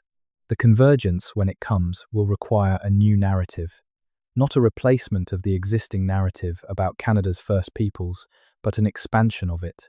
An expansion that adds a chapter before the chapter we know. A chapter that deals with the human presence in Canada in the period between the end of the last glaciation and the emergence of the cultural traditions we currently document archaeologically. A chapter that takes seriously the oral tradition evidence that the First Peoples themselves have been providing for 10,000 years. A chapter that names, as best the evidence allows, the people the oral traditions are pointing at. What name to give them is a question that deserves care. The temptation to give them a dramatic name, to call them something that emphasizes their mystery and their antiquity and their significance, is understandable. But dramatic names carry risks. They create fixed concepts that resist revision as new evidence comes in. They invite mythology in ways that can complicate the scientific investigation. And they have a tendency to displace the communities whose oral traditions provide the primary evidence by making the predecessor into a sensation that overshadows the knowledge keepers who have been preserving the evidence. The name should come, if a name is necessary at all, from the oral traditions themselves. From the terms that the Ktunaxa and the Secwepemc and the Wet'suwet'en and the Nisga'a and the Cree and the Innu and the Inuit already use for the ones who were here before. Those terms, translated and handled with the care they deserve, should be the starting point for any language about the predecessor that the investigation adopts. Not a name invented by archaeologists in the tradition of naming every culture after its type site. A name that comes from the communities whose memory is the primary archive of the predecessor's existence. The investigation, in other words, should continue to be guided by the same principles that should have governed it from the beginning. The oral traditions first. The landscape following the oral traditions. The science following the landscape. The interpretation following all three, in partnership with the communities whose history is at stake. This is not a complicated principle. It is a simple one, but it is a principle that has been violated so consistently in the history of Canadian archaeology that establishing it now, as the investigation of the predecessor begins in earnest, requires explicit statement and deliberate commitment. The deliberate commitment is visible in the work being done by a growing number of Canadian archaeologists who are explicitly working within collaborative frameworks, who are co-designing research programs with First Nations communities, who are treating oral traditions as evidence and not as legend, who are publishing their findings in forms accessible to the communities involved and not just to academic audiences. These researchers are doing the work that this investigation requires, and they are doing it with the seriousness and the respect that it demands. Their work is the foundation on which the specific research programs this investigation has described would be built. The collaboration they are modeling, and that this investigation calls for in its most specific proposals, is not easy. It is not efficient. In the narrow academic sense of efficiency, it is not fast. It requires meetings and trust building, and the willingness to follow a community's priorities rather than a researcher's instincts, and the ability to sit with ambiguity and incompleteness in ways that academic culture does not always reward. But it produces something that the alternative cannot produce. It produces research that is both scientifically valid and culturally legitimate. Research that the communities involved can stand behind, and that adds to rather than subtracts from their relationship to their own past. Research that is, in the deepest sense, true. Truth is the thing that this investigation is ultimately about. Not the dramatic truth of a single revelation, not the comfortable truth of a simple answer, but the complex and partial and continually revised truth of an ongoing investigation into a past that is genuinely difficult to recover.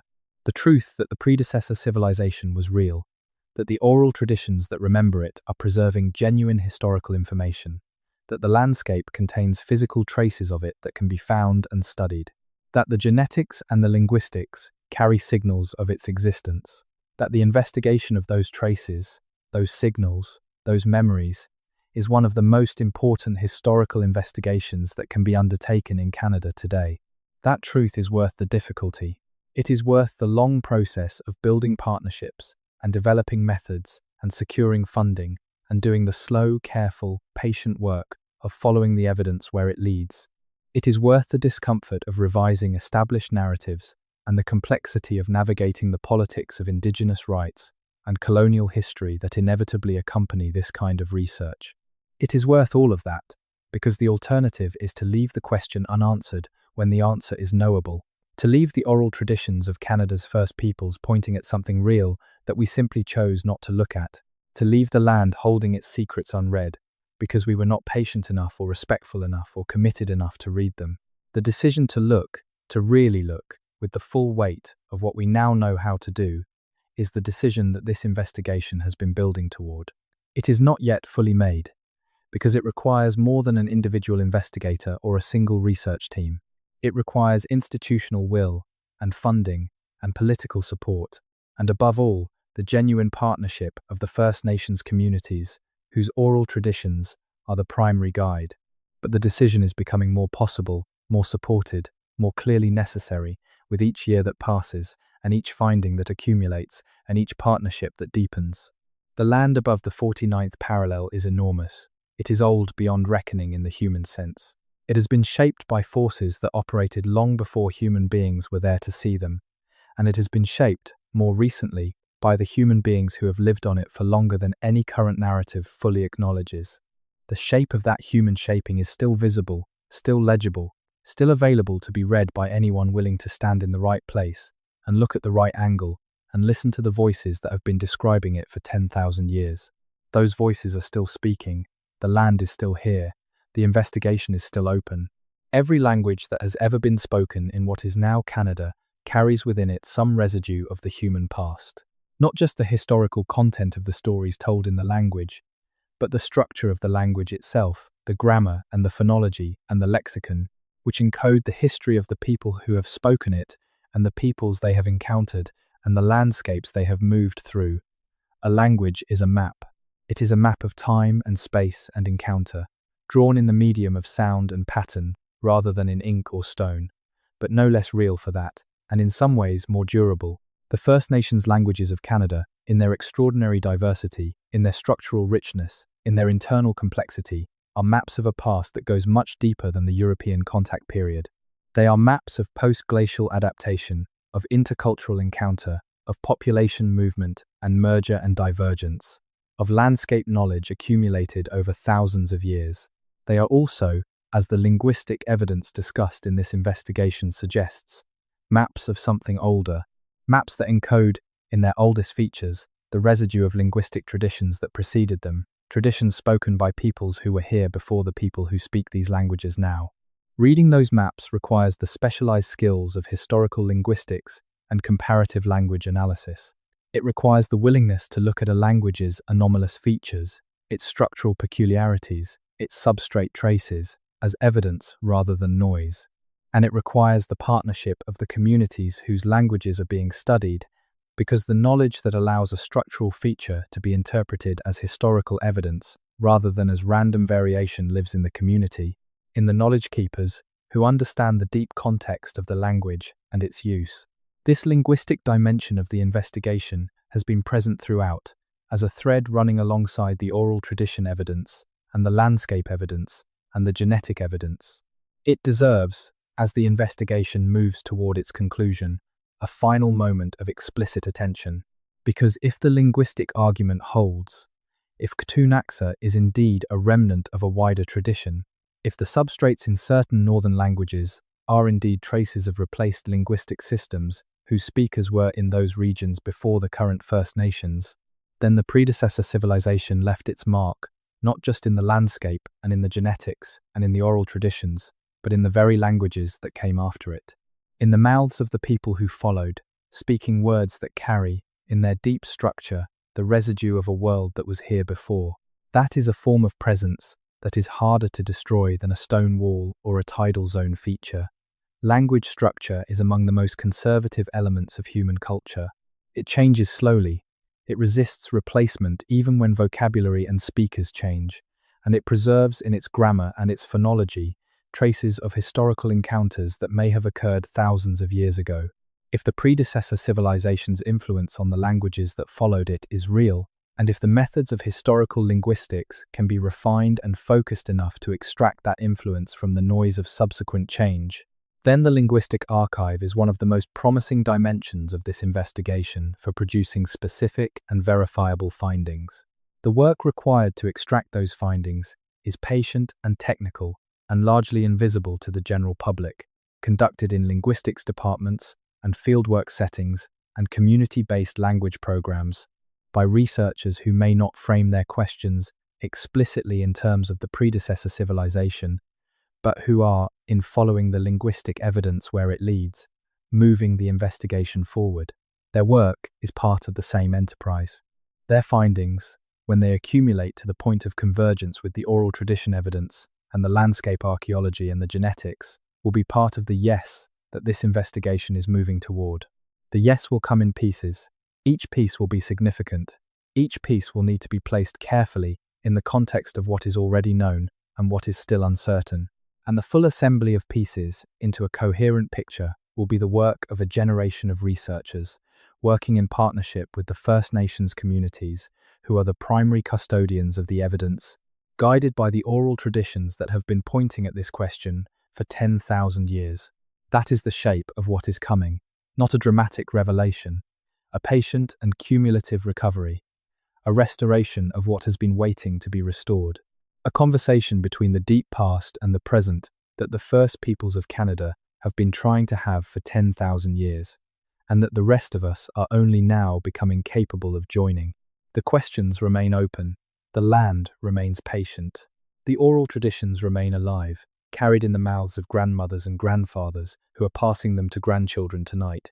In the Ktunaxa homeland, and the Wet'suwet'en territory, and the Nass River Valley, and the western shores of Hudson Bay, and the interior of Haida Gwaii, and the boreal forests of the Dene, and the frozen coast of Labrador, and the past Internandrolv, rivers of the Atacamac, and the interior of Newfoundland where Shenardathit drew her maps. The river is flowing. The night is clear. The investigation continues. What does it mean for a civilization to vanish? We use the word casually, as though vanishing were a single event, a door closing, a light going out. But civilizations do not vanish the way lights go out. They disperse. They transform. They are absorbed by the cultures that follow them, passing into those cultures their knowledge and their genetic inheritance, and the marks they have left on the landscape, and the residue of their ways of speaking and of seeing. They become, over time, part of what comes after, unrecognized and unattributed, folded into the next civilization and the civilization after that, until the connection is so attenuated, so distributed, so deep in the substrate of what followed, that it requires extraordinary patience and extraordinary tools to see it at all. The predecessor civilization of what is now Canada did not vanish, it transformed. It was absorbed, in the way that all cultures are ultimately absorbed by what comes after, through the slow and often violent processes of demographic expansion and cultural diffusion and linguistic replacement and ecological disruption that have shaped human history on every continent. The cultures that are now called the First Peoples of Canada are not separate from the predecessor, they are downstream of it. They are what came after, carrying in their genetics and their languages and their oral traditions and their relationships to the landscape, the residue of what was before. The predecessor is not gone, it is present in them, deeply and in ways that are only beginning to be readable. This reframing, from vanishing to transformation, matters for how the investigation understands its own goal. The goal is not to find a lost civilization in the sense of locating a discrete thing that has been misplaced. The goal is to understand a transformation, to trace the flow of something from its earlier form to its later form, to see in the current landscape and the current communities the shape of what was there before. That is a different kind of investigation. It is less dramatic, and it is more true. It is also more respectful, because it does not posit a hard boundary between the predecessor and the current First Peoples. It does not say, here is the civilization that was lost, and here are the people who came after it, as though the two were entirely separate, and the loss of one was the precondition for the arrival of the other. It says instead that the transformation from predecessor to current was a process, a long and complex process, in which the predecessor's descendants and the incoming populations and the mixed communities that formed at their intersection all contributed to the cultures that are now here. The first peoples are not newcomers to a land cleared by a vanished predecessor. They are the continuation of a human story that has been going on in this landscape for longer than we currently know. The Ktunaxa, if the linguistic evidence is correct, are among the most direct continuations of that story, not the only ones. Not the only culture that carries within it the residue of a tradition older than the traditions that surround it, but the most clearly visible case, the case where the evidence for deep continuity is most explicit and most discussed in the current research literature. The Ktunaxa language is not just a linguistic curiosity, it is a living connection to a past that the current investigation is trying to reach. Every speaker of Ktunaxa is carrying, in the structure of the words they use and the grammar they deploy, a connection to a tradition 10,000 years in the making. That is not a small thing. That is, in fact, the most important single piece of evidence this investigation has encountered, because it is not a trace, or a signal, or an anomaly. It is the thing itself, still alive, still speaking.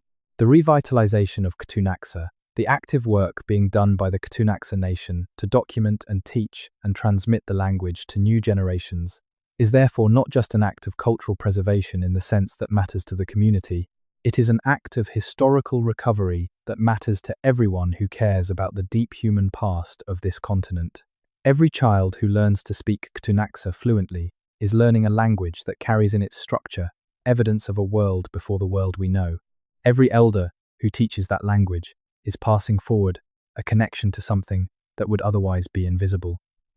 The revitalization work is, in this sense, part of the investigation. It is the part that is most alive, most urgent, and most important. The same is true of the revitalization work being done in Wet'suwet'en communities, and in Nisga'a communities, and in Cree and Dene communities, and in all the First Nations communities across Canada, where the decision has been made to fight for the survival of the language against the forces that have worked against it. Each of those languages carries its own archive.